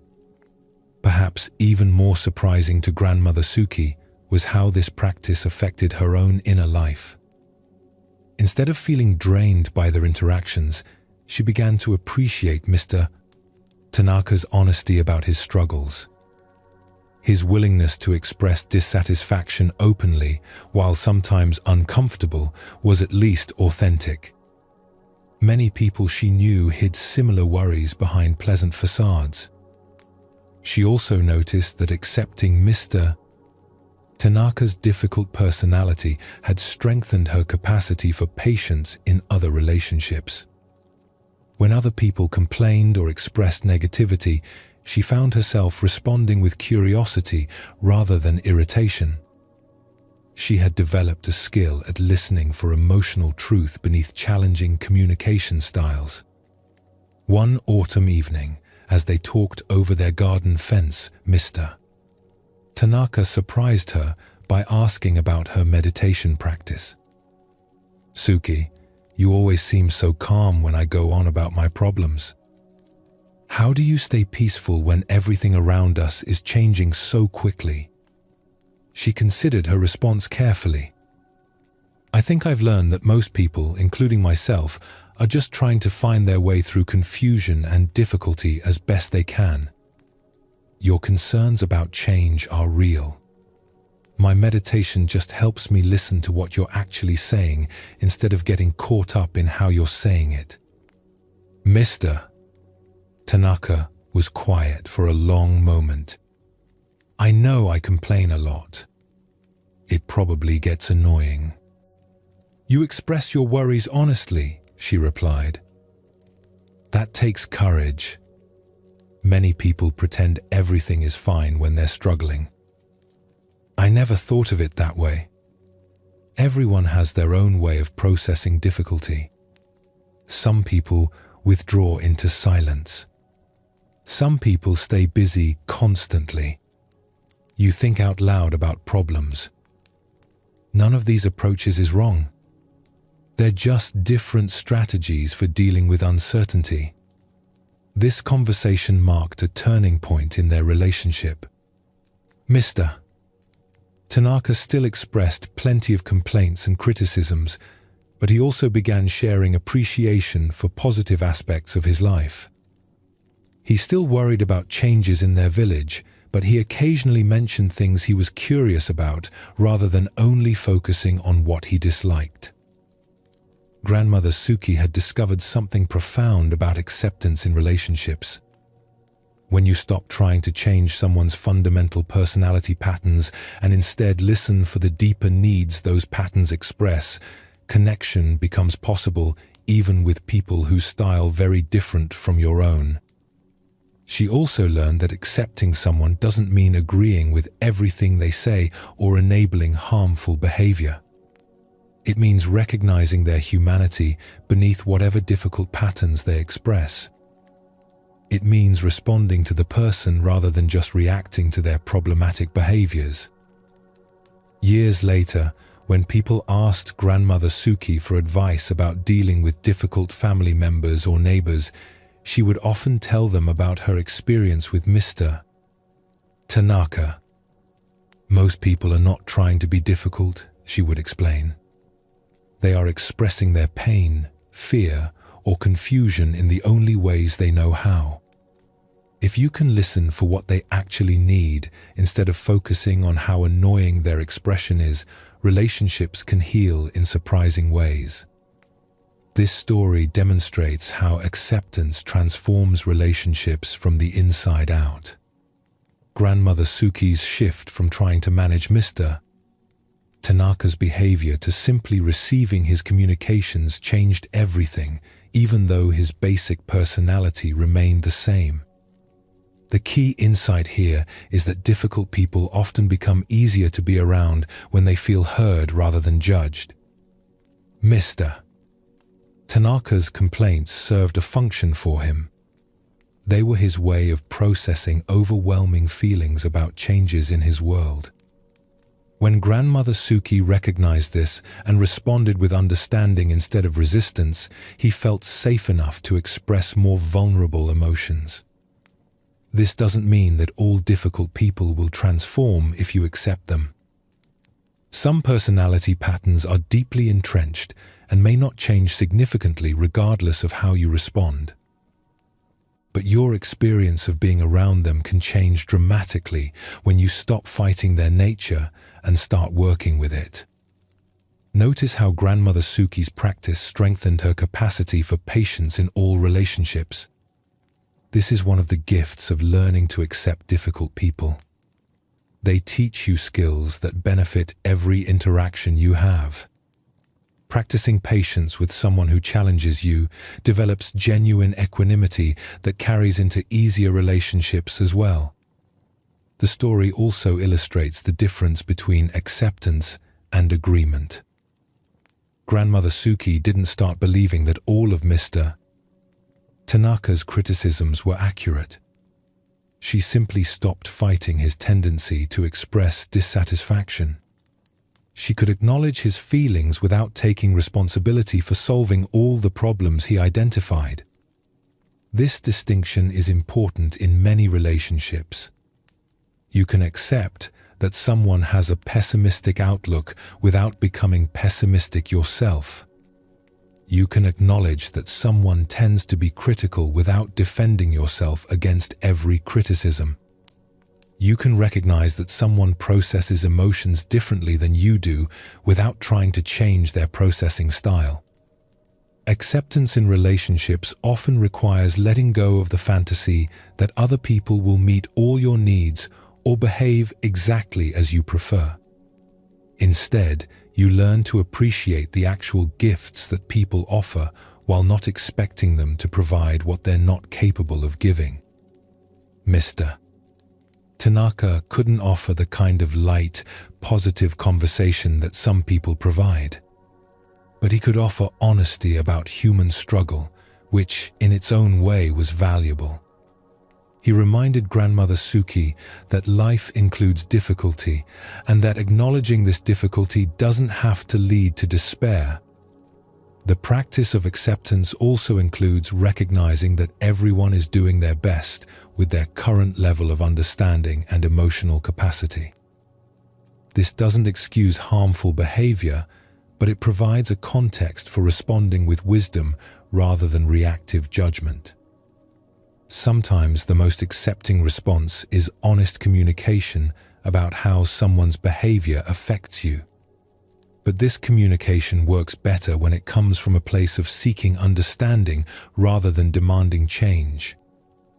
When you criticize my choices, I feel defensive and want to withdraw from our conversations is different from "you're too negative and need to change your attitude." The first approach describes your experience without making the other person wrong. It opens space for dialogue about how you can interact more effectively. The second approach creates defensiveness and rarely leads to positive change. As you consider these teachings about accepting others, notice where you might be spending energy trying to change people who haven't asked to be changed. Notice relationships where your frustration comes more from resisting someone's personality than from any specific harm they're causing. This doesn't mean becoming passive about genuine problems or tolerating behavior that crosses important boundaries. But it means distinguishing between someone's annoying qualities and their harmful actions. Many relationship difficulties come from trying to eliminate annoying qualities that are actually harmless expressions of someone's particular temperament. The Buddhist understanding of relationships includes recognition that everyone is conditioned by their history, their fears, their limited understanding. The person who irritates you is responding to life through filters shaped by experiences you may know nothing about. This doesn't make their difficult behavior pleasant, but it can make it more understandable and therefore easier to accept. When you practice accepting others as they are, you often discover that your resistance to their personality was creating more suffering than their personality itself. The energy you were spending trying to change them becomes available for enjoying whatever positive qualities they do possess. The monks and teachers in these stories discovered that acceptance doesn't make you weak or naive.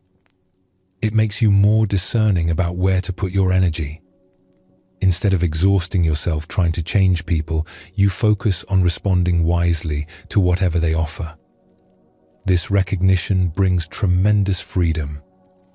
You can love people without needing them to be different. You can maintain your own values without requiring everyone to share those values.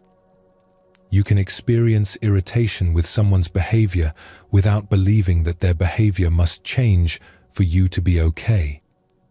Rest now in this possibility.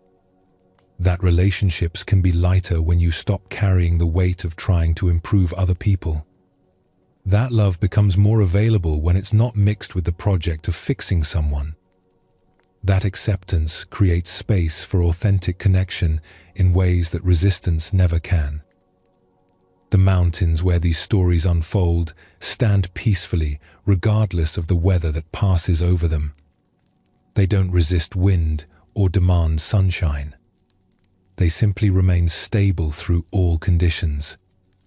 This same quality of steady presence is available in your relationships. Not changing others, but meeting them with the kind of consistent openness that allows everyone's better nature to emerge naturally.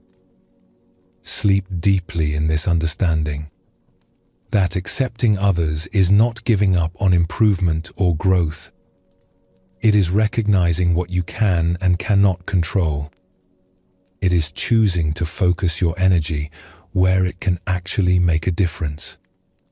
And often that difference begins not with changing anyone else, but with changing how you meet whatever they offer.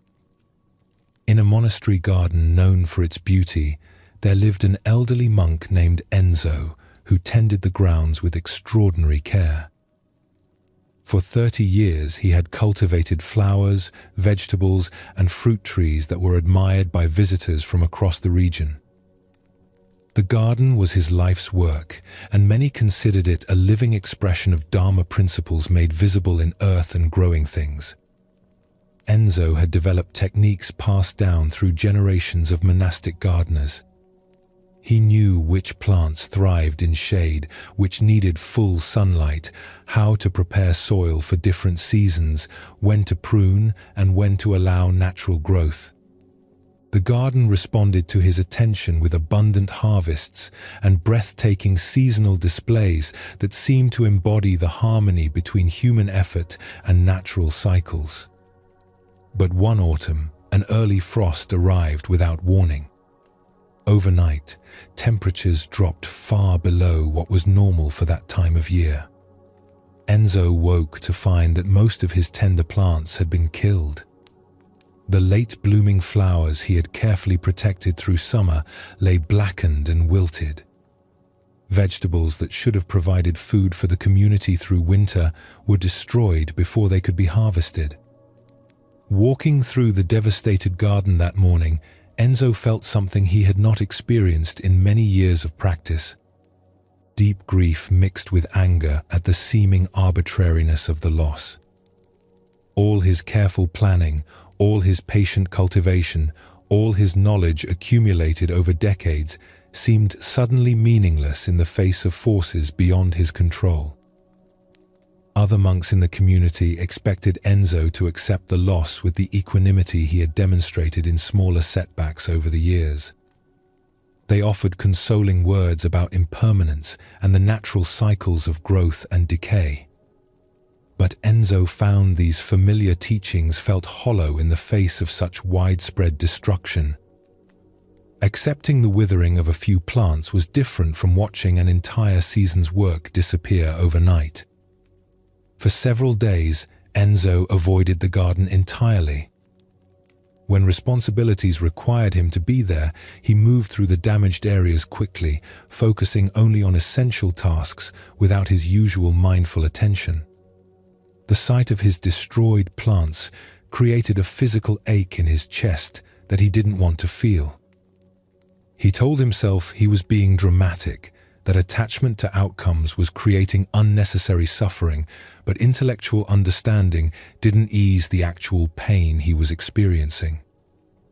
A week after the frost, Enzo's teacher, Master Dogen, asked him to take a walk through the damage together.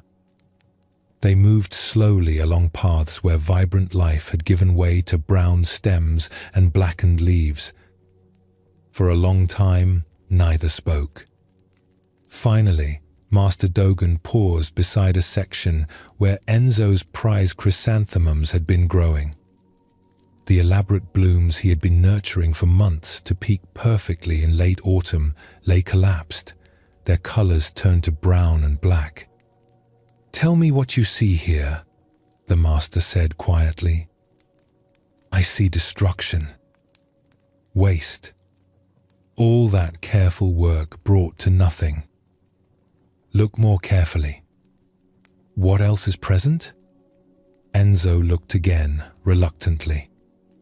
At first, he saw only the devastation he had been avoiding for days. But as he stood longer in one spot, forcing himself to really observe, other details began to emerge. The frost had killed the tender flowering tops of plants, but many of the root systems remained alive underground. Some of the hardier perennials showed new green shoots already emerging at their base.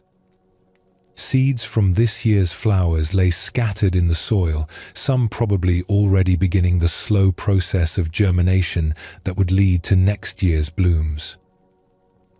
"I see that some things survived," he admitted.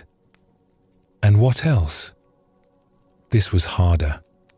Enzo looked beyond the immediate area of flower beds to places where wild plants grew along the garden's edges. The native grasses and trees that had adapted to local conditions over many years showed no signs of frost damage. Their deep roots and hardy constitutions had carried them through the same cold that destroyed his more delicate, cultivated varieties. "I see that what belongs to this place naturally was not harmed." Master Dogen nodded. The frost was not personal. It was not punishment for any error in your gardening. It was simply weather arriving when weather arrives. Your pain comes not from the frost itself, but from your expectation that nature should follow your timeline rather than its own. They continued walking. In sections where vegetables had grown, Enzo saw that underground crops like carrots and potatoes had been little affected. Root vegetables seemed almost improved by the cold shock, their natural sugars concentrated by the sudden temperature change. I had planned to harvest these gradually over several weeks, Enzo said, looking at the potato beds. Now they must all be dug at once. And is this necessarily problematic? It's different from what I planned. More work in a shorter time. Some may not store as well as if they had been harvested slowly. But they still provide food for the community? Yes. Actually, some seem sweeter than usual. As they walked, Master Dogen shared stories of other gardens he had known, other gardeners who had faced similar setbacks. He spoke of droughts that taught communities to value water differently, floods that revealed which building foundations were truly solid, insects that showed which plants had developed genuine resistance rather than just temporary protection. Each difficulty reveals something that steady conditions keep hidden, the master explained. Your garden has been teaching you about nurturing growth under ideal circumstances. Now, it teaches you about what endures when conditions are not ideal. Both lessons have value. Enzo found himself looking at the damaged garden differently. The plants that had died quickly in the frost were often ones that required constant protection and careful management. Their beauty was real, but their survival depended on conditions remaining consistently favorable. The plants that survived were often less spectacular but more resilient, able to adapt to unexpected challenges. I have been growing some things because they were beautiful rather than because they belonged here, he realized. And now you have information about which approach creates lasting success. Over the following weeks, as Enzo worked to clear away dead vegetation and prepare beds for winter, he found that the physical work helped process his grief about the loss. Each plant he composted became part of the soil that would nourish next year's growth. Nothing was truly wasted, only transformed from one stage of the cycle to another. But perhaps more importantly, the shock of losing so much so quickly had broken open something in his relationship with uncertainty. He had believed, without quite realizing it, that careful planning and skillful effort could protect against all major setbacks. The frost taught him that some forces remain beyond human control, regardless of expertise or preparation. This lesson extended beyond gardening. Enzo began to notice how often he approached all aspects of life with the assumption that sufficient effort should guarantee desired outcomes. The frost had shown him that this assumption, while motivating, also created vulnerability to exactly the kind of devastating disappointment he had just experienced. Spring came eventually, and with it an opportunity to apply what the difficult autumn had taught. Enzo planted differently that year. He focused more on native varieties that had proven their ability to survive local conditions. He created less elaborate displays and more robust ecosystems. He prepared for seasonal changes rather than hoping they would be mild. The garden that emerged was less dramatic in some ways than what he had created before, but it possessed a quality of groundedness that his previous efforts had sometimes lacked. It seemed to belong more completely to the place where it grew. And when the next early frost arrived several years later, the damage was much less severe. The early frost was a harsh teacher. Enzo would later explain to new gardeners who came to learn from his approach. But it taught me things about resilience and adaptation that decades of favorable weather could not. I learned that beauty and durability are not opposites, and that working with natural limits often produces better results than trying to transcend those limits through constant management. The Buddhist understanding of dukkha, often translated as suffering, includes recognition that pain serves important functions in conscious development. Like the frost in Enzo's garden, difficulty often reveals what is truly stable versus what only appears stable under protected conditions. When life challenges our assumptions and plans, we discover which aspects of our understanding can withstand pressure and which need revision. Enzo's initial resistance to loss was natural and understandable.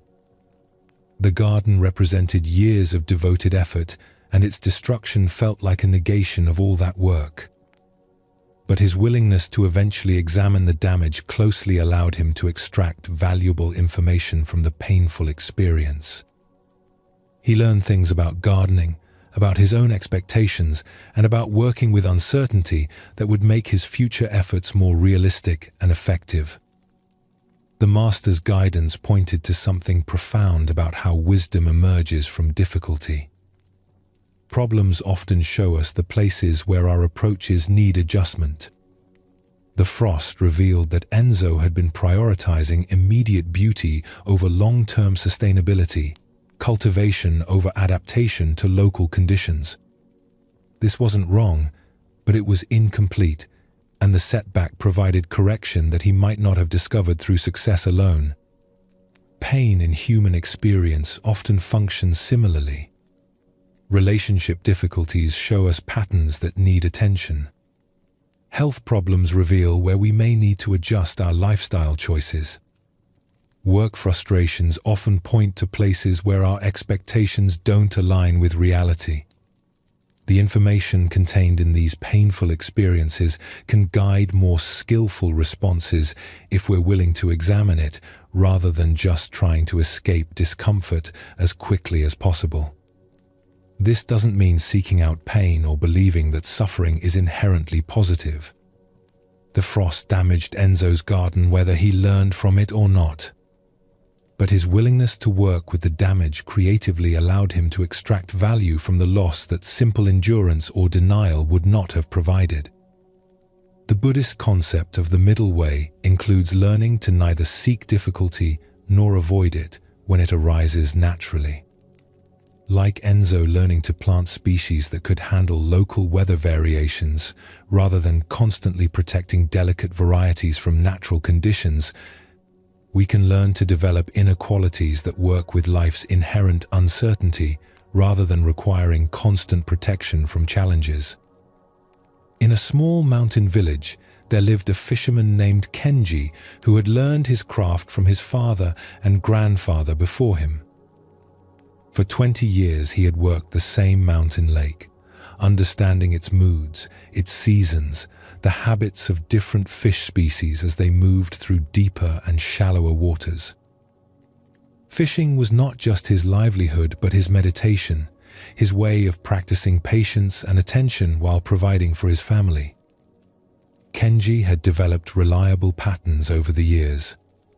He knew which areas of the lake produced well in different seasons, which weather conditions brought fish closer to the surface, how to read the subtle signs that indicated good fishing days versus difficult ones. His neighbors often remarked on his consistency, his ability to return with food even when other fishermen found the lake uncooperative. But one spring, something changed in the lake ecosystem. Heavy rains in the mountains had altered water temperatures and nutrient levels. Construction of a new road had changed drainage patterns. The fish populations that Kenji had known for decades seemed to have disappeared almost overnight. Day after day, he would set out with his usual equipment to his familiar spots and return with empty nets. At first, Kenji assumed this was temporary. Mountain lakes often went through brief periods of poor fishing. He tried different locations, different times of day, different bait and techniques. But weeks passed without improvement. 0. 5. His family's food stores began to dwindle, and neighbors started offering help that he was reluctant to accept. The practical problems were serious, but the emotional impact surprised Kenji even more. His identity had become deeply connected to his skill as a fisherman. He took pride in his ability to read the lake, to provide reliable sustenance through his knowledge of its patterns. When his expertise suddenly failed to produce results, he felt lost in ways that went beyond immediate concerns about food and income. Sitting by the empty lake one evening after another unsuccessful day, Kenji felt something close to despair. All his years of learning seemed meaningless. The lake that had been his teacher and partner now felt foreign, almost hostile. He questioned not just his fishing technique, but his understanding of the natural world, his place within it, his ability to navigate uncertainty. An elderly woman named Grandmother Hana lived in a cottage near the lake shore. She had watched Kenji's struggles with compassion, but had waited to offer advice until she sensed he might be ready to receive it. That evening, she approached him as he sat staring at the still water. "The lake feels different these days," she said quietly, settling beside him on the rocky shore. "It's not the same lake anymore," Kenji replied with bitterness. "Everything I learned about fishing here seems useless now." "Tell me, what did you learn during all those years of successful fishing?" 0. 5. Kenji considered this. "I learned patience. How to read subtle signs. How to adapt my approach to different conditions. How to remain still and alert for long periods." "And do you still possess these qualities?" "I suppose so. But they don't help when there are no fish to catch." Grandmother Hana was quiet for several minutes, watching the sunset reflect off the water. "I've lived by this lake for 70 years, she eventually said. "I've seen it go through many changes. Times when certain fish disappeared completely, only to return years later. Times when new species appeared. Times when the water itself seemed to sleep. How do you bear watching something you love change beyond recognition?" I learned that loving the lake meant loving all its phases, not just the ones that served my needs. The lake has never existed for my benefit alone. It follows its own rhythm, responds to forces much larger than my daily concerns. They sat in comfortable silence as stars began to appear. Then Grandmother Hana asked, "What if this difficult time is teaching you something that good fishing could not? What could it possibly teach me that 20 years of successful fishing didn't? What has this struggle revealed about your relationship with uncertainty?" Kenji thought about this honestly. "It's shown me that I had become dependent on predictable outcomes. I thought my skill guaranteed success. When that guarantee disappeared, I felt helpless. And what else? That my sense of identity was too narrow. I defined myself by my ability to catch fish rather than by deeper qualities." "Yes. And what have you learned about receiving help from others?" This was harder to admit. That my pride made it difficult to accept support when I needed it. That I had been thinking of myself as self-sufficient when actually I was dependent on conditions remaining stable. Grandmother Hana nodded. "The empty nets have been teachers too, haven't they?" Over the following months, as Kenji struggled with continued poor fishing, he began to apply these insights practically. He started accepting help from neighbors when it was offered, which strengthened community bonds he hadn't realized had grown weak during his years of easy success. He learned other skills that could supplement fishing income, discovering that diversifying his capabilities made him more resilient. Perhaps most importantly, he began to relate differently to uncertainty itself. Instead of seeing unpredictable outcomes as personal failures, he started viewing them as natural aspects of depending on wild systems that followed their own patterns. This shift didn't eliminate his preference for good fishing days, but it reduced his suffering during difficult periods. The lake gradually recovered some of its fish populations, though never exactly as they had been before the environmental changes. When Kenji's nets began filling again, his appreciation for abundance had deepened. He no longer took good fishing for granted, understanding now how quickly conditions could change despite all human preparation and skill. "The empty nets taught me humility," he would later tell aspiring fishermen who came to learn from his experience. "They showed me the difference between skill and control, between confidence and arrogance. They revealed strengths I didn't know I had, and weaknesses I hadn't recognized. I wouldn't choose to repeat that difficult time, but I wouldn't trade what it taught me either." The fisherman's story illustrates how setbacks can reveal dependencies and assumptions that success keeps hidden. When conditions remained favorable, Kenji could maintain the illusion that his skill guaranteed outcomes. Only when that guarantee was removed did he discover both his over-reliance on external conditions and his inner resources for handling uncertainty. Buddhist philosophy recognizes this pattern throughout human experience. We often discover what we're attached to only when it's threatened or removed. We learn about our expectations only when they're not met. We find out what truly sustains us only when surface supports disappear. Kenji's empty nets served as what Zen traditions sometimes call great doubt, experiences that shake fundamental assumptions and create space for deeper understanding to emerge. The comfortable certainties that guide daily life can sometimes prevent growth because they don't require us to question or develop beyond our current level. When the fisherman learned to see himself as someone learning to navigate uncertainty rather than someone who should be immune to uncertainty, his relationship with difficulty transformed.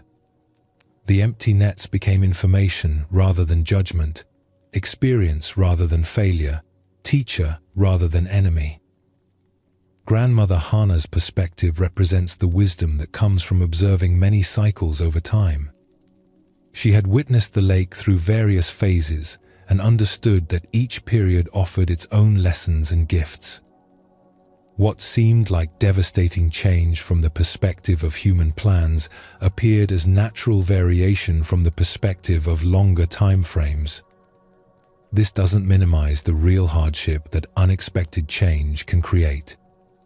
Kenji's family needed food, and his fishing skills had provided that need for many years. The practical challenges were genuine and required real solutions. But the suffering that came from believing the change shouldn't be happening, or that it reflected personal inadequacy, was optional and could be addressed through shifting perspective. The fisherman's eventual return to more productive fishing, though under changed conditions, illustrates another aspect of how difficulty teaches. Often, after working through major challenges, we find that previous capacities return but are now held more lightly. Success becomes appreciated rather than expected, provisional rather than permanent, gift rather than entitlement. Both Enzo and Kenji discovered that their painful experiences revealed important information about how to live more skillfully.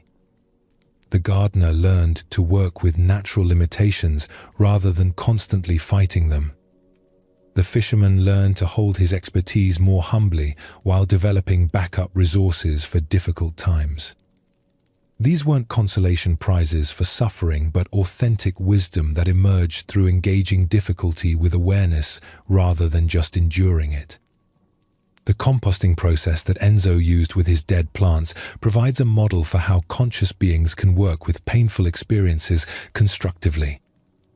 Raw pain, like fresh organic matter, often needs time and proper conditions to break down into elements that can nourish growth.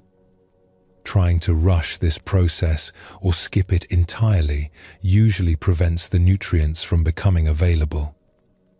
This suggests that healing from difficulty often requires patience with our own natural rhythms of integration. Just as gardens need time between destruction and renewal, humans often need periods of apparent non-productivity while processing major challenges before new insights and capabilities can emerge. Pain often provides information that pleasure cannot offer. Comfort tends to reinforce current patterns and approaches, while discomfort signals that something needs attention or adjustment. Like a fever that indicates infection, emotional or spiritual pain often points to areas where growth is needed or healing is required. This doesn't make pain pleasant or mean that we should seek it out. But it suggests that when difficulty arises naturally, approaching it with curiosity rather than pure resistance can reveal valuable guidance about how to live more wisely. The empty nets taught Kenji things about humility, community, adaptability, and the nature of security that full nets could never have shown him. The frozen garden taught Enzo lessons about resilience, sustainability, and working with rather than against natural limitations that endless growing seasons would have kept hidden. Both men found that their painful experiences ultimately strengthened their capacity for the very activities they thought the pain threatened. Kenji became a more versatile and humble fisherman. Enzo became a more skilled and realistic gardener. Their suffering served their growth in ways that constant success could not have achieved. Let these stories rest in your awareness now without needing to apply them immediately to your own life. The wisdom they contain doesn't require force or analysis to be helpful. Like seeds that germinate in their own time when conditions are right, insights often take root gradually and reveal their relevance when it's most needed. The Buddhist understanding of pain as a teacher doesn't demand that you feel grateful for your difficulties or pretend that suffering is pleasant. It simply suggests that since pain is inevitable in human experience, relating to it with awareness and patience often yields more beneficial results than relating to it with pure resistance and resentment. Your own painful experiences contain information about what you most need to learn, what requires healing, where your assumptions may need revision, what strengths you possess that haven't been fully developed. This information becomes available not through thinking about pain, but through staying present with it long enough for its teachings to emerge naturally. The breath itself demonstrates this principle. Each exhale involves a small death, a letting go of what you were holding. Each inhale involves a small birth, a taking in of what comes next. This cycle includes moments that might feel like loss and moments that feel like renewal, but the whole process serves the continuation of life. Nothing is wasted in the great composting of human experience. Everything breaks down eventually into elements that can nourish new growth. Your pain, your loss, your moments of feeling lost or broken have all been contributing to the rich soil from which your understanding continues to bloom. As we continue on our journey together, we come to something that sounds simple but proves endlessly challenging. The present moment. This awareness that is always available yet somehow easy to miss while the mind travels to yesterday's regrets or tomorrow's worries. Zen practice offers a gentle return. not through force or discipline alone, but through discovering that presence itself has a quality of peace that makes returning to it feel like coming home. Tonight we explore how ordinary moments can become doorways to profound stillness when met with simple attention. In a monastery tucked into a hillside forest, the daily schedule was marked not by bells or gongs, but by gentle sounds that invited rather than demanded attention. There was no grand meditation hall with elaborate decorations. Instead, the monks practiced awareness throughout their ordinary activities, finding the sacred within the mundane rhythm of community life. Brother Takeshi had a simple responsibility that he had maintained for over 15 years. Each morning and evening, he would sweep the main pathway that connected the monastery buildings. It was not complicated work. The path was made of smooth stones with packed earth between them, bordered by carefully tended gardens on both sides. When Takeshi first arrived at the monastery as a young man, he had approached this task with the efficiency he had learned in his previous life as a city worker. Wake early, gather the broom and dustpan, move quickly along the path, removing leaves and debris, finish the job, move on to the next responsibility. The work took perhaps 20 minutes if done briskly, leaving more time for what he considered the real practice of meditation and study. But his teacher, an elderly monk named Jisho, had suggested a different approach.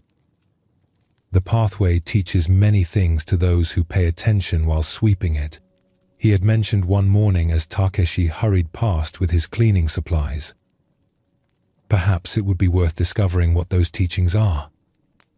Takeshi had not understood what could be learned from such a routine task, but he respected his teacher and decided to experiment with moving more slowly. The next morning, instead of rushing through the sweeping, he deliberately took more time. He noticed details he had previously overlooked. The way morning dew made certain leaves stick to the stones, while others lifted easily. How the sound of the broom changed depending on whether he was sweeping wet or dry surfaces. At first, this slower approach felt inefficient and somewhat frustrating. His mind would wander to other tasks that needed completion, plans for the day, questions about teachings he had read the night before. But gradually, something began to shift in his relationship with this simple work. He started to notice that the pathway showed different patterns each day. Some mornings brought heavy accumulations of fallen leaves that required patient, systematic clearing. Other mornings revealed just a light scattering of debris that could be gathered quickly.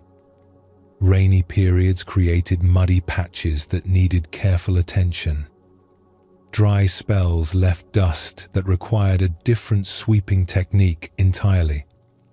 Instead of treating these variations as obstacles to completing the job efficiently, Takeshi began to see them as information about natural cycles and changing conditions. The pathway was teaching him about seasons, weather patterns, the life cycles of the plants and trees that surrounded it. What had seemed like mindless work started to feel like a conversation with the environment. Perhaps more importantly, he began to notice his own mind's patterns as he swept. Some days he felt energetic and alert, moving with ease and satisfaction through the work. Other days he felt tired or distracted, and the same simple task seemed burdensome. Some mornings his thoughts were clear and focused. Others brought mental chatter that pulled his attention away from the immediate activity. Rather than judging these variations in his mental state, Takeshi learned to observe them with curiosity. He discovered that trying to force concentration when his mind felt scattered usually made the distraction worse. But accepting whatever level of attention was naturally available and working with it gently often led to moments of surprising clarity and presence. One morning, several months into this more mindful approach to sweeping, something unexpected happened. As Takeshi moved slowly along a section of the path, completely absorbed in removing autumn leaves that had fallen overnight, he suddenly realized that his usual mental commentary had completely stopped. For perhaps 10 or 15 minutes, there had been only sweeping. No thoughts about yesterday or tomorrow.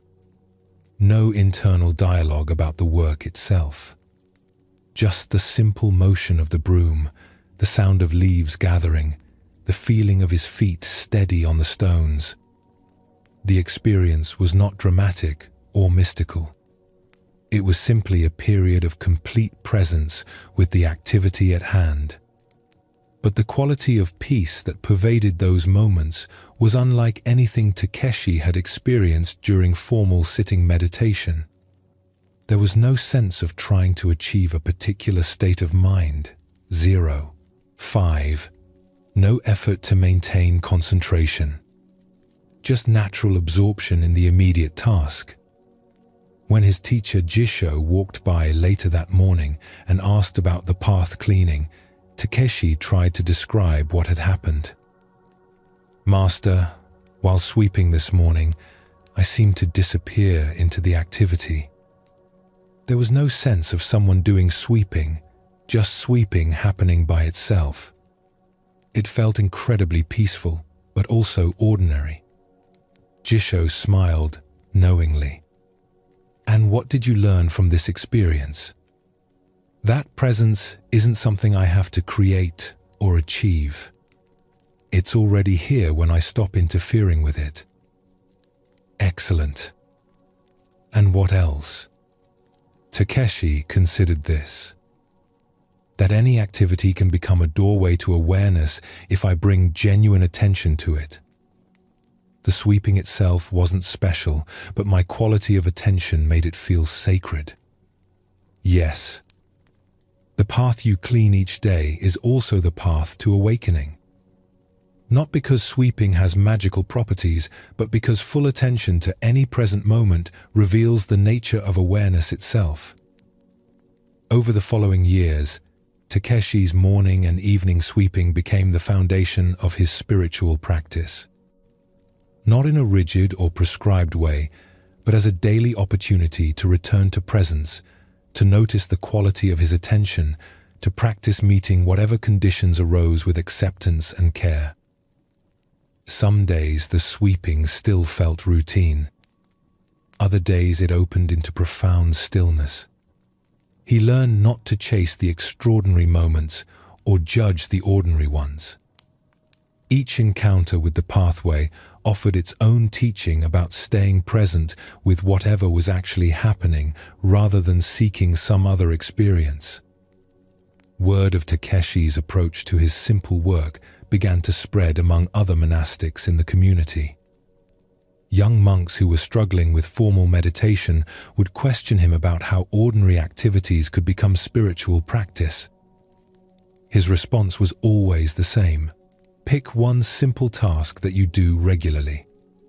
For several weeks, bring your complete attention to that task whenever you do it. Notice what happens when you stop rushing through it and start participating in it fully.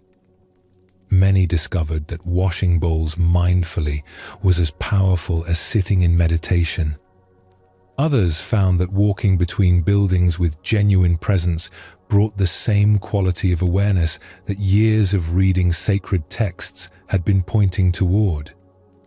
The monastery developed a culture where every activity was potentially sacred if met with appropriate attention. Formal meditation teaches you to recognize the quality of presence, Takeshi would explain to visitors who were curious about their approach. But daily life gives you countless opportunities to practice maintaining that presence in the midst of activity. The sweeping doesn't make you enlightened, but it shows you that enlightenment is not separate from engaging fully with whatever you're doing right now. This story illuminates the Zen understanding that awakening is not found by transcending ordinary experience, but by meeting it with complete attention. The pathway that Takeshi swept each day was both literally the path between monastery buildings and, metaphorically, the path to understanding the nature of awareness itself. What transformed routine work into spiritual practice was not the activity, but the quality of presence Takeshi brought to it. This points to something profound about how awareness operates. It is not dependent on special conditions or extraordinary experiences. It is always available in whatever is happening right now when that experience is met without the mental overlay of distraction, judgment, or the desire to be somewhere else. The monk's discovery that presence emerges naturally when interference stops reflects a core Zen insight. Awareness is the natural state of consciousness. The challenge is not creating awareness, but learning to notice and trust the awareness that is already present beneath the constant movement of thoughts and preferences. Takeshi's initial approach to sweeping represented how we often move through daily life.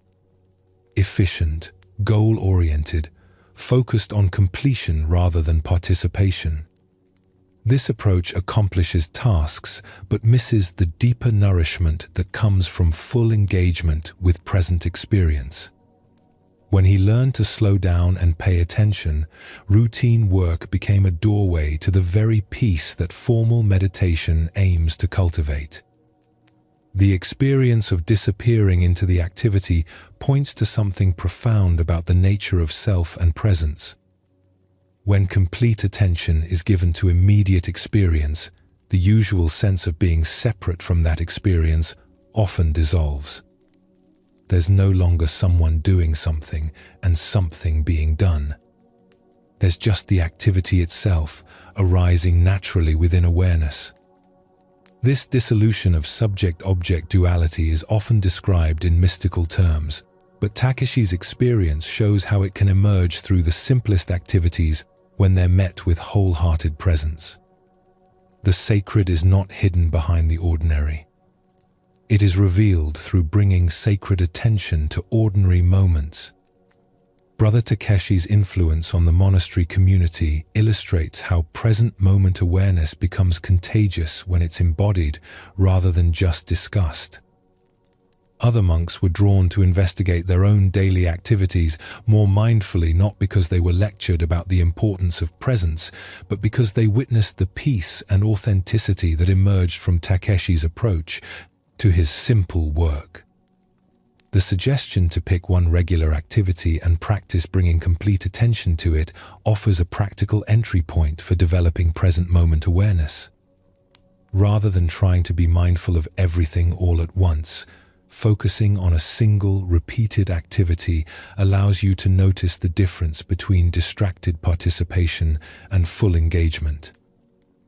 In a village at the foot of the mountains, there lived a tea master named Saito, who was known for her exceptional skill in the traditional ceremony. Students traveled from distant cities to learn from her, drawn by descriptions of the profound peace that seemed to emanate from her simple tea preparation. Her movements were fluid and graceful, each gesture deliberate yet natural, creating an atmosphere where time seemed to slow down and ordinary concerns fell away.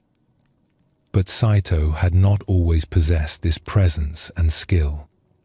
Years earlier, when she first began studying the way of tea, she had approached it as she approached most things in her busy life, as something to accomplish efficiently so she could move on to the next item on her list.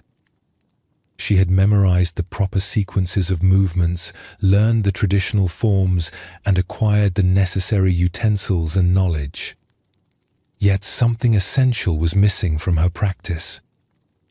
Her teacher, an elderly woman named Yukiko, had tried various ways to help Saito understand what she was overlooking. But Saito was impatient with subtleties that didn't produce immediate, measurable results. She wanted to master the ceremony quickly so she could begin teaching others and establish herself as skilled in this respected art. One afternoon, after Saito had completed what she considered a technically perfect tea preparation, Yukiko made an unexpected observation. "Your tea is correctly made," she said quietly. "But you were not here while you made it." Saito felt puzzled and slightly defensive. "I followed every step precisely. My attention never wavered from the proper forms." "Your attention was on performing the forms correctly, but where were you?" "I was right here, preparing tea." Yukiko said nothing more that day, but she suggested that for the next week, Saito should prepare tea only for herself. Not for practice, not to demonstrate her growing skill, not with any goal other than simply making and drinking tea when she was genuinely thirsty. This suggestion felt almost insulting to Saito. She had been working hard to develop expertise, and now her teacher was asking her to step backward into informal practice.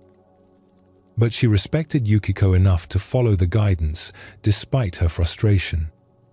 The first few days of this informal tea preparation felt awkward and pointless. Without the structure of formal practice or the motivation of impressing her teacher, Saito found herself rushing through the process just to have tea to drink. She boiled water quickly, used whatever cup was convenient, and paid minimal attention to the details she had been working so hard to perfect. But gradually, something began to shift. Without the pressure of performance or the anxiety of being evaluated, Saito started to notice aspects of tea preparation that had been invisible to her during formal study. The sound of water beginning to heat, progressing from silence to subtle whispers to rolling boil. The way steam rose from the cup and how its warmth felt against her face as she brought it to her lips. The actual taste of the tea, which she realized she had often barely noticed while concentrating on proper technique. One morning, as she prepared her simple cup of tea before beginning other daily activities, Saito found herself moving more slowly than usual. Not because she was trying to be mindful or demonstrate presence, but because something about the morning light, the quietness of the house, the simple pleasure of warm tea on a cool day made hurrying feel inappropriate. As she poured water over the tea leaves, she noticed that her breathing had naturally slowed and deepened. Her usual mental planning for the day ahead had quieted. There was just the immediate sensory experience of warmth, fragrance, the gentle sound of pouring water. For the first time since beginning her studies, she was completely present with the activity of making tea rather than thinking about making tea or performing tea preparation. When she lifted the cup to her lips and tasted the result of this naturally mindful preparation, the difference was startling. The tea seemed more flavorful, more complex. But beyond that, the entire experience had a quality of richness and satisfaction that her technically superior formal preparations had never achieved. That afternoon, when she met with Yukiko for her regular lesson, Saito shared what had happened during her morning tea. "Teacher, I think I understand now what you meant about not being present. This morning, I wasn't trying to make good tea or practice correctly. I was simply making tea because I wanted tea, and everything felt different." "Tell me more about this difference." "When I focus on performing the steps correctly, part of my attention is always evaluating how I'm doing, whether my movements are precise, whether I'm remembering everything properly. But this morning, there was no evaluation. Just the immediacy of water, tea, warmth, taste." Yukiko smiled. "And how did this tea taste compared to your most technically perfect preparations?" 0. 5. "Much better. Not because my technique was superior, but because I was actually experiencing the tea instead of thinking about the process of making it. Now you begin to understand the way of tea. The forms and techniques are important because they free attention from having to decide what to do next. But their purpose is to create space for presence, not to become objects of attention themselves. Over the following months, as Saito continued integrating this understanding into her formal practice, her entire relationship with the tea ceremony transformed. Instead of performing sequences of movements that she had memorized, she began participating in each gesture as it arose. Instead of demonstrating her knowledge of proper forms, she used those forms as a framework within which genuine presence could unfold. The difference was immediately apparent to anyone who sat with her for tea. The atmosphere that had been somewhat tense and performance-oriented became spacious and peaceful. Students stopped feeling like they were watching a demonstration and started feeling like they were participating in a shared meditation. The tea ceremony is not about tea, Saito would later explain to her own students. It is about using the simple act of preparing and sharing tea as an opportunity to practice complete presence. When you are fully here while making tea, the tea becomes a vehicle for awareness itself. Years later, when Saito had become a respected teacher, she would often share the lesson that Yukiko had given her about the difference between performing presence and actually being present. Many students work very hard to appear mindful, she would explain. They move slowly and deliberately, attend carefully to details, follow all the prescribed forms with great precision. But this is not mindfulness. This is thinking about mindfulness while doing other things. True presence in any activity emerges when you stop trying to be present and start actually participating in what you're doing. It's the difference between watching yourself make tea and simply making tea. One is performance, even if the audience is only yourself. The other is participation.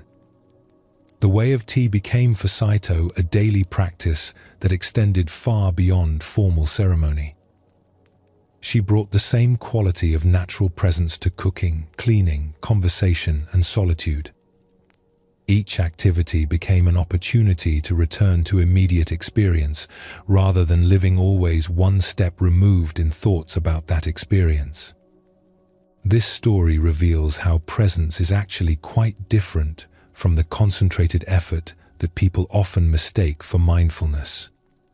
Saito's discovery that her tea improved when she stopped trying to make it perfectly points to the difference between forced attention and natural awareness. When she was focused on correct performance, part of her attention was always split. Some awareness was on the immediate task, while another part monitored and evaluated her performance. This division created a subtle tension that prevented full engagement with the experience itself. The informal tea preparation allowed her to discover what happens when attention is not divided between doing and evaluating doing. When the goal shifted from demonstrating competence to simply enjoying tea, her natural awareness could settle completely into immediate sensory experience. This illustrates something profound about how presence operates. It is not something you create through effort, but something you allow by reducing interference.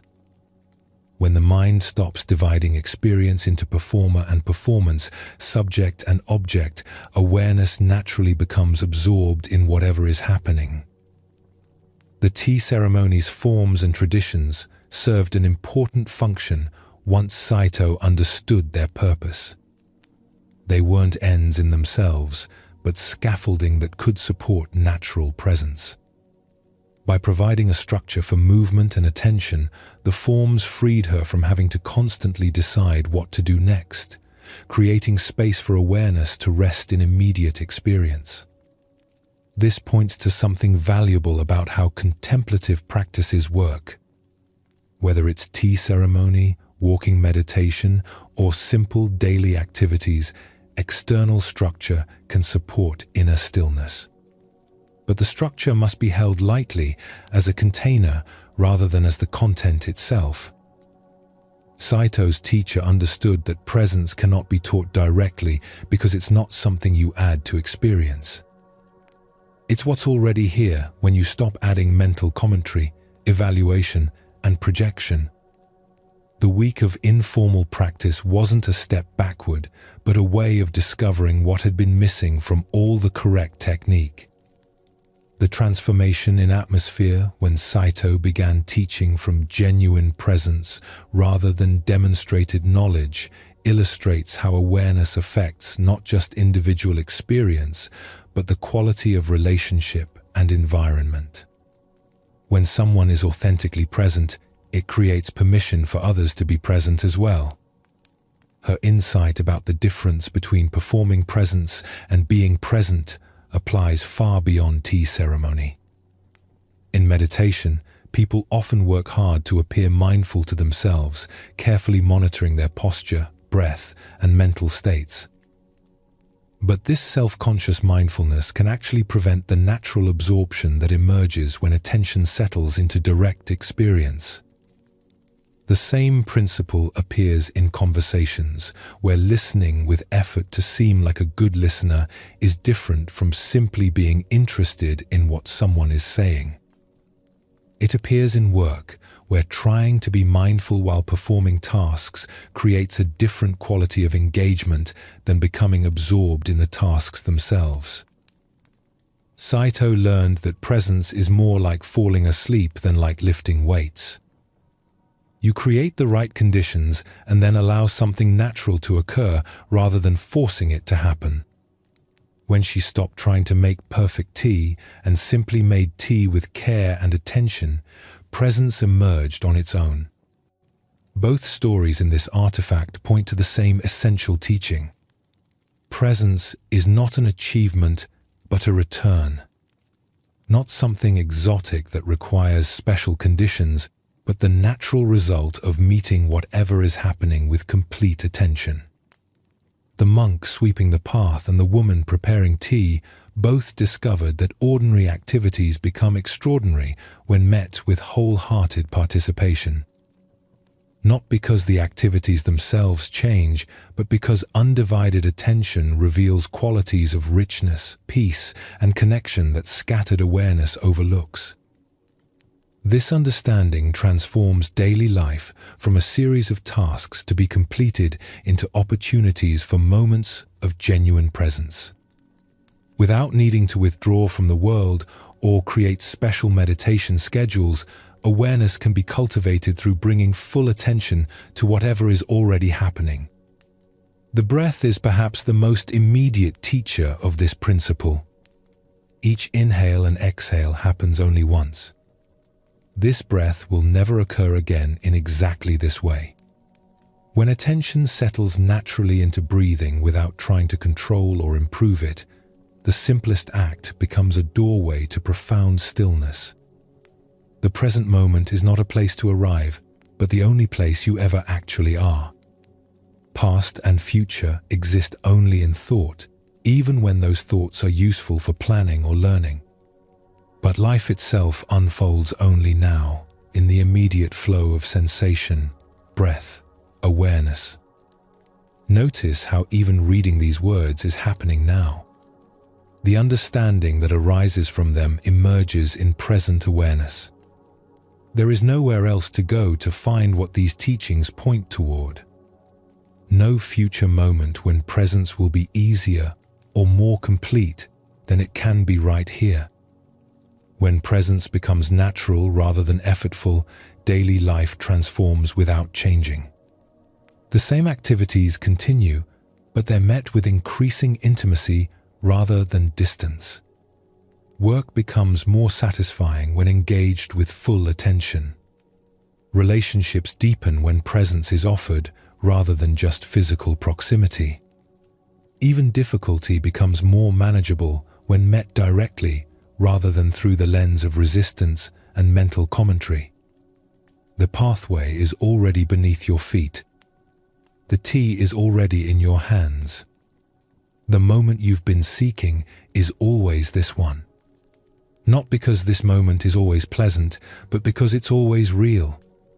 And in that reality, stepped into fully, lies the peace that thought can only think about, but presence can actually touch. The present moment asks nothing of you except presence itself, and presence asks nothing except willingness to be where you actually are instead of where you think you should be or wish you were. This willingness is sufficient. This moment is complete. This awareness is home. As we continue on our journey together, we arrive at something that touches every person who has ever tried to make something happen. The attachment to results.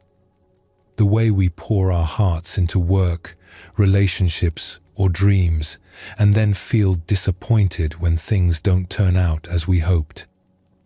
Tonight, we explore one of the deepest forms of letting go. How to act with full care and effort while holding the results lightly.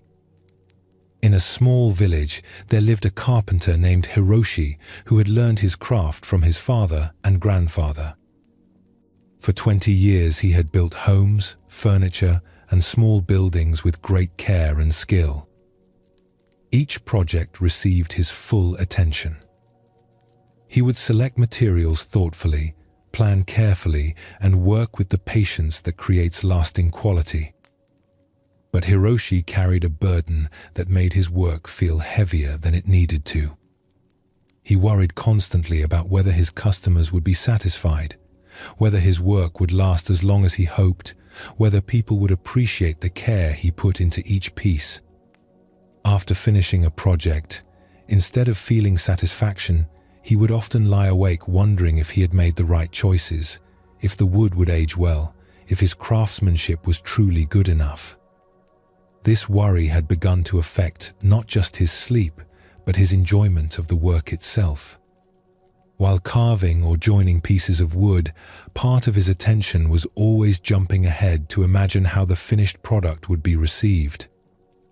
Instead of being present with the immediate task of shaping wood, he was mentally rehearsing conversations with customers or worrying about problems that might arise years in the future.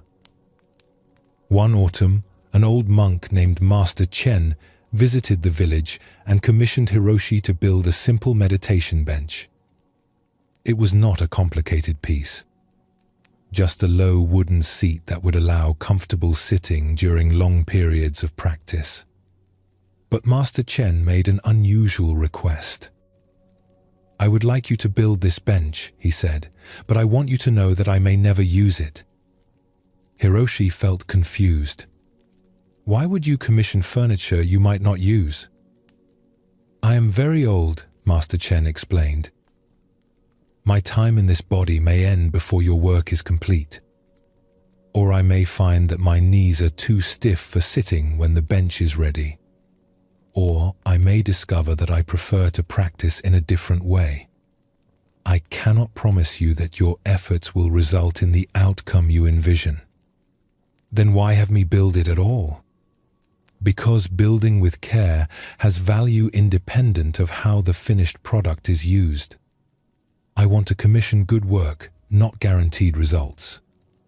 This perspective puzzled Hiroshi, but he agreed to take on the project. As he began working on the meditation bench, he found Master Chen's words returning to him frequently. For the first time in years, he was building something where the purpose might never be fulfilled in the expected way. Yet the old monk had seemed genuinely pleased to offer this commission. At first, this uncertainty made the work feel strange and somewhat pointless. If the bench might never serve its intended function, why put his usual care into selecting the perfect wood, planning the most comfortable proportions, smoothing every surface to silky perfection? Part of him wanted to simply build something adequate, since there was no guarantee it would ever be properly appreciated or used. But something deeper in Hiroshi resisted this approach. His hands knew how to work with care, and they seemed to want to continue working that way regardless of what might happen to the finished piece. As he shaped and smoothed the wood, he began to notice that the satisfaction came not from imagining the monk's eventual use of the bench, but from the immediate experience of working skillfully with good materials. Working on a project with uncertain outcomes gradually revealed something that 20 years of worrying about results had hidden from him. He loved the work itself. The smell of freshly cut wood, the feel of grain beneath his hands, the satisfaction of joints fitting perfectly together. These pleasures existed completely independent of what happened after the work was done. As the weeks passed and the bench neared completion, Hiroshi realized that his usual anxiety about customer satisfaction was absent. Without the pressure of needing the outcome to justify his efforts, he could simply enjoy the process of creating something beautiful and functional. Each day of work felt complete in itself rather than just a step towards some future validation. When Master Chen returned to see the finished bench, his reaction surprised Hiroshi. Instead of examining the workmanship or testing the comfort as most customers did, the old monk simply placed his hand on the smooth wood surface and smiled. "This was made with love," he said quietly. "How can you tell?" "Because love always shows in the quality of attention given to small details. Look at these corners, this smoothness, the way these pieces fit together. This kind of care comes only when someone is present with their work rather than focused on what the work will bring them." Master Chen did end up using the bench regularly during the remaining months of his life. But more importantly for Hiroshi, their conversation had revealed something about his relationship with all his work that transformed his experience of carpentry from that day forward. "I used to think that good results validated good work," Hiroshi would later tell his apprentices. "But I learned that good work is its own validation. When you build with care and skill, that care and skill exist whether or not the final outcome meets anyone's expectations. The wood receives your attention. Your hands develop greater sensitivity. Your mind learns patience and precision. These benefits exist independent of what happens to the things you create. Now, when I work, I still hope for good results. But I don't depend on those results for satisfaction. The satisfaction comes from doing the work well, from being present with each task, from offering my skills fully to whatever project is in front of me." This shift in approach had effects that reached beyond Hiroshi's shop. His customers began to notice something different about the furniture he built. It had a quality of groundedness and care that made even simple pieces feel special. When asked about this change, Hiroshi would explain that he had learned to build for the joy of building rather than only for the outcome of having built. When you work with attachment to specific results, he would say, part of your energy goes into worrying about those results instead of into the work itself. But when you let go of needing particular outcomes and focus on working skillfully, more of your energy actually goes into the project. The results often improve, but more importantly, you enjoy the process. This story illustrates something that applies far beyond carpentry. When we attach our sense of success and satisfaction to specific outcomes, we often reduce our effectiveness at achieving those very outcomes. Worry about results divides attention between what we're doing now and what might happen later. But when we learn to find satisfaction in the quality of our effort itself, we can give our full energy to present tasks. Hiroshi's experience shows how holding outcomes lightly actually serves those outcomes better than gripping them tightly. His bench building was more skillful when he wasn't anxious about its reception. His enjoyment of carpentry increased when he wasn't measuring each project against future validation. The Buddhist understanding of non-attachment includes this insight. Clinging to results often interferes with the very actions that create good results. When you desperately need something to work out in a particular way, that desperation usually makes you less effective at making it work out. But when you can act with full commitment while accepting whatever comes, you often perform better while suffering less. Master Chen's commission was a teaching about the difference between caring about your work and being attached to its reception. Caring means bringing your full attention and skill to whatever you're doing. Attachment means needing the results to validate your worth or efforts. The first supports good work. The second often undermines it. Hiroshi discovered that satisfaction could come from the process itself rather than only from external validation. This doesn't mean that results don't matter. It means that results become secondary to the quality of engagement you bring to your efforts. When the work is its own reward, good outcomes become gifts rather than requirements. This principle appears everywhere in human activity. Students often learn better when they're focused on understanding rather than grades. Athletes often perform better when they're absorbed in playing rather than fixated on winning. Artists often create better work when they're engaged with the creative process rather than concerned primarily with recognition. The carpenter's story also reveals how non-attachment can improve relationships and reduce conflict. When Hiroshi stopped needing specific responses from customers to feel good about his work, he could interact with them more naturally. He was less defensive about criticism and less dependent on praise. This made his business relationships easier and more authentic. In a mountain village, there lived a young woman named Midori who had devoted herself to growing vegetables for her community. She had read extensively about sustainable farming methods, learned from experienced gardeners, and worked long hours preparing soil, planting seeds, and tending her crops with great care and hope.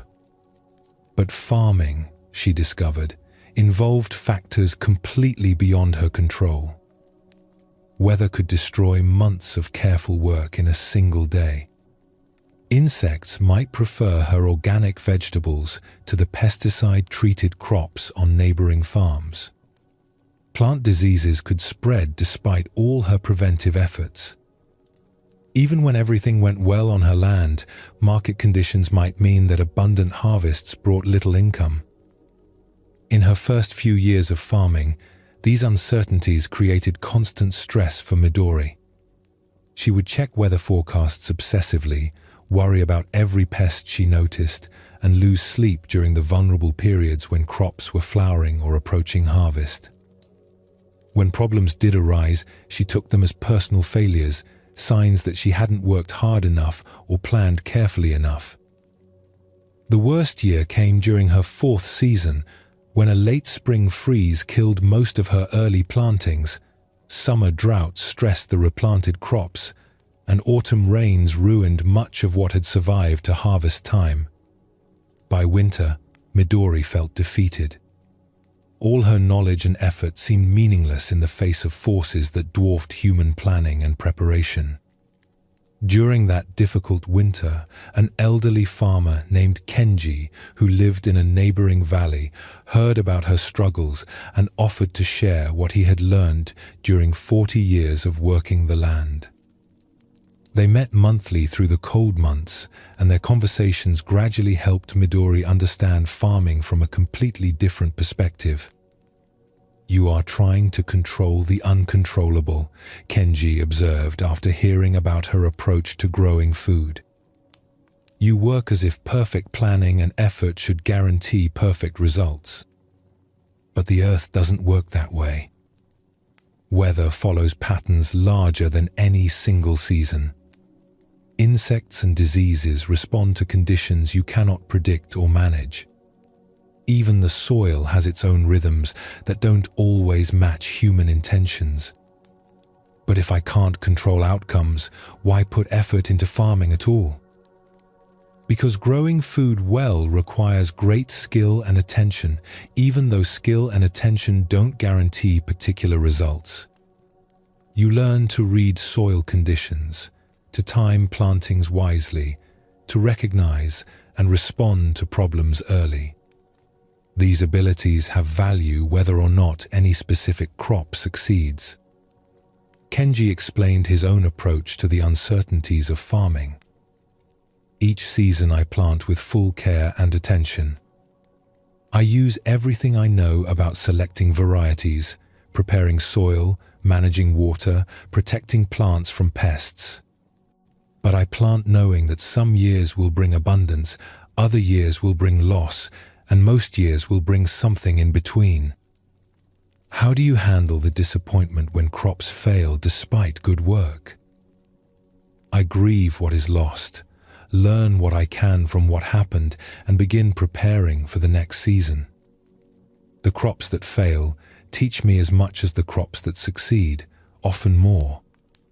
Every season adds to my understanding, whether or not it adds to my income. As Midori listened to Kenji's stories of 40 years of variable harvests, she began to understand that farming was not a battle to be won, but a relationship to be developed. The land, the weather, the plants, the insects were all part of a complex system that she could learn to work with, but never fully control. I used to think that accepting uncertainty meant being passive, she told Kenji during one of their winter conversations. But listening to your experience, I see that accepting uncertainty can actually make you more effective because you're not wasting energy fighting things you can't change. Exactly.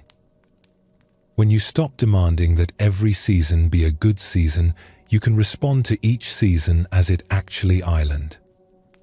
Wet years call for different strategies than dry years. Years with many pests require different approaches than years with few pests. Fighting against conditions uses energy. Working with conditions conserves energy for effective action.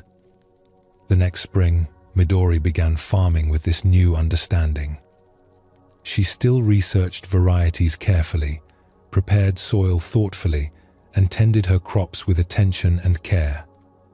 But she held her expectations more lightly. Instead of needing particular outcomes to feel successful, she focused on responding skillfully to whatever conditions arose. When late frost threatened her early plantings, instead of feeling defeated, she covered what could be protected and accepted the loss of what couldn't be saved. When summer brought unusual rainfall patterns, she adjusted her watering and drainage strategies rather than lamenting the departure from normal weather. When pests appeared, she addressed them calmly, rather than taking their presence as a personal insult. This change in approach had effects beyond reduced stress and disappointment. Midori found that she made better decisions when she wasn't anxious about controlling results. She could assess situations more clearly, respond more appropriately, and learn more effectively from both successes and failures. Her farming improved not because she cared less about outcomes, but because she could think more clearly when not overwhelmed by attachment to specific outcomes. Over time, her relationship with farming transformed from a struggle against uncertainty to a dance with natural forces. She still preferred good harvests to poor ones, but poor harvests no longer felt like evidence of failure or reasons for despair. They became information about conditions, opportunities to develop resilience, chances to practice accepting what she could not control while continuing to influence what she could. Farming taught me that letting go of guaranteed outcomes doesn't mean giving up caring, Midori would later explain to other beginning farmers. It means caring in a way that can continue despite disappointment. When your satisfaction comes from farming well rather than from specific results, you can keep farming through difficult years without losing heart. I learned that nature is not trying to defeat my efforts. It's simply being itself, following patterns and cycles that are much larger and older than any human plan. When I work with those patterns, instead of demanding that they serve my timeline, farming becomes cooperation rather than combat. Years later, Midori had developed a reputation not just for growing good food, but for maintaining calm and good humor through all the uncertainties that make other farmers anxious and bitter. When asked about her equanimity, she would credit Kenji's teaching about the difference between controlling outcomes and influencing conditions. The Buddhist teaching about karma includes this understanding. Actions have consequences, but those consequences unfold within conditions that extend far beyond individual control. You can influence outcomes through skillful effort, but you cannot determine them through will alone. This recognition brings both humility and freedom. Tomorrow will bring new opportunities to practice this letting go. New chances to offer your best efforts while holding outcomes lightly. New invitations to find satisfaction in doing good work rather than only in having worked successfully. And in that practice, something in you will continue to ripen and deepen, whether or not you notice the process, whether or not others see the changes, whether or not the growth follows any timeline you might prefer. The path continues not because you control its direction, but because you keep walking it with sincerity and care. That is enough. That has always been enough. Rest now in this simple sufficiency. As your breath naturally slows and your body settles into rest, let yourself feel the gentle completeness of this journey we have taken together. Through muddy paths and unexpected rain, through the wisdom of impermanence and the tenderness of self-compassion, through accepting others and learning from pain, through presence and letting go, you have been exploring the most natural thing in the world. The simple willingness to meet life as it actually island. Acceptance is not something you achieve once and keep forever. It is a practice you return to again and again, each time life presents something new or challenging or beautiful. Each breath offers another opportunity to soften resistance. Each moment invites you to choose presence over struggle. Each encounter with difficulty becomes a chance to remember that fighting what is already here only adds suffering to whatever is naturally difficult. You don't need to remember everything from these stories and teachings. You don't need to become perfectly accepting or never feel frustrated again. You only need to know that there is always another way to meet whatever comes. A way that includes your humanity while offering something deeper than reactivity. A way that honors your feelings while not being controlled by them. A way forward that flows with life instead of constantly pushing against it. The path of acceptance is walked one step at a time, one breath at a time, one moment of gentle allowing at a time. Rest now in this knowing. Let sleep come naturally, without forcing or resisting. Let your dreams carry you gently through the night's own rhythms of rest and renewal. And know that when you wake, acceptance will still be available, waiting patiently like an old friend, ready to meet whatever the new day brings, with the same quiet wisdom that has held you through tonight's journey into peace. Sleep well, and thank you for joining us here at Sleepy Monk.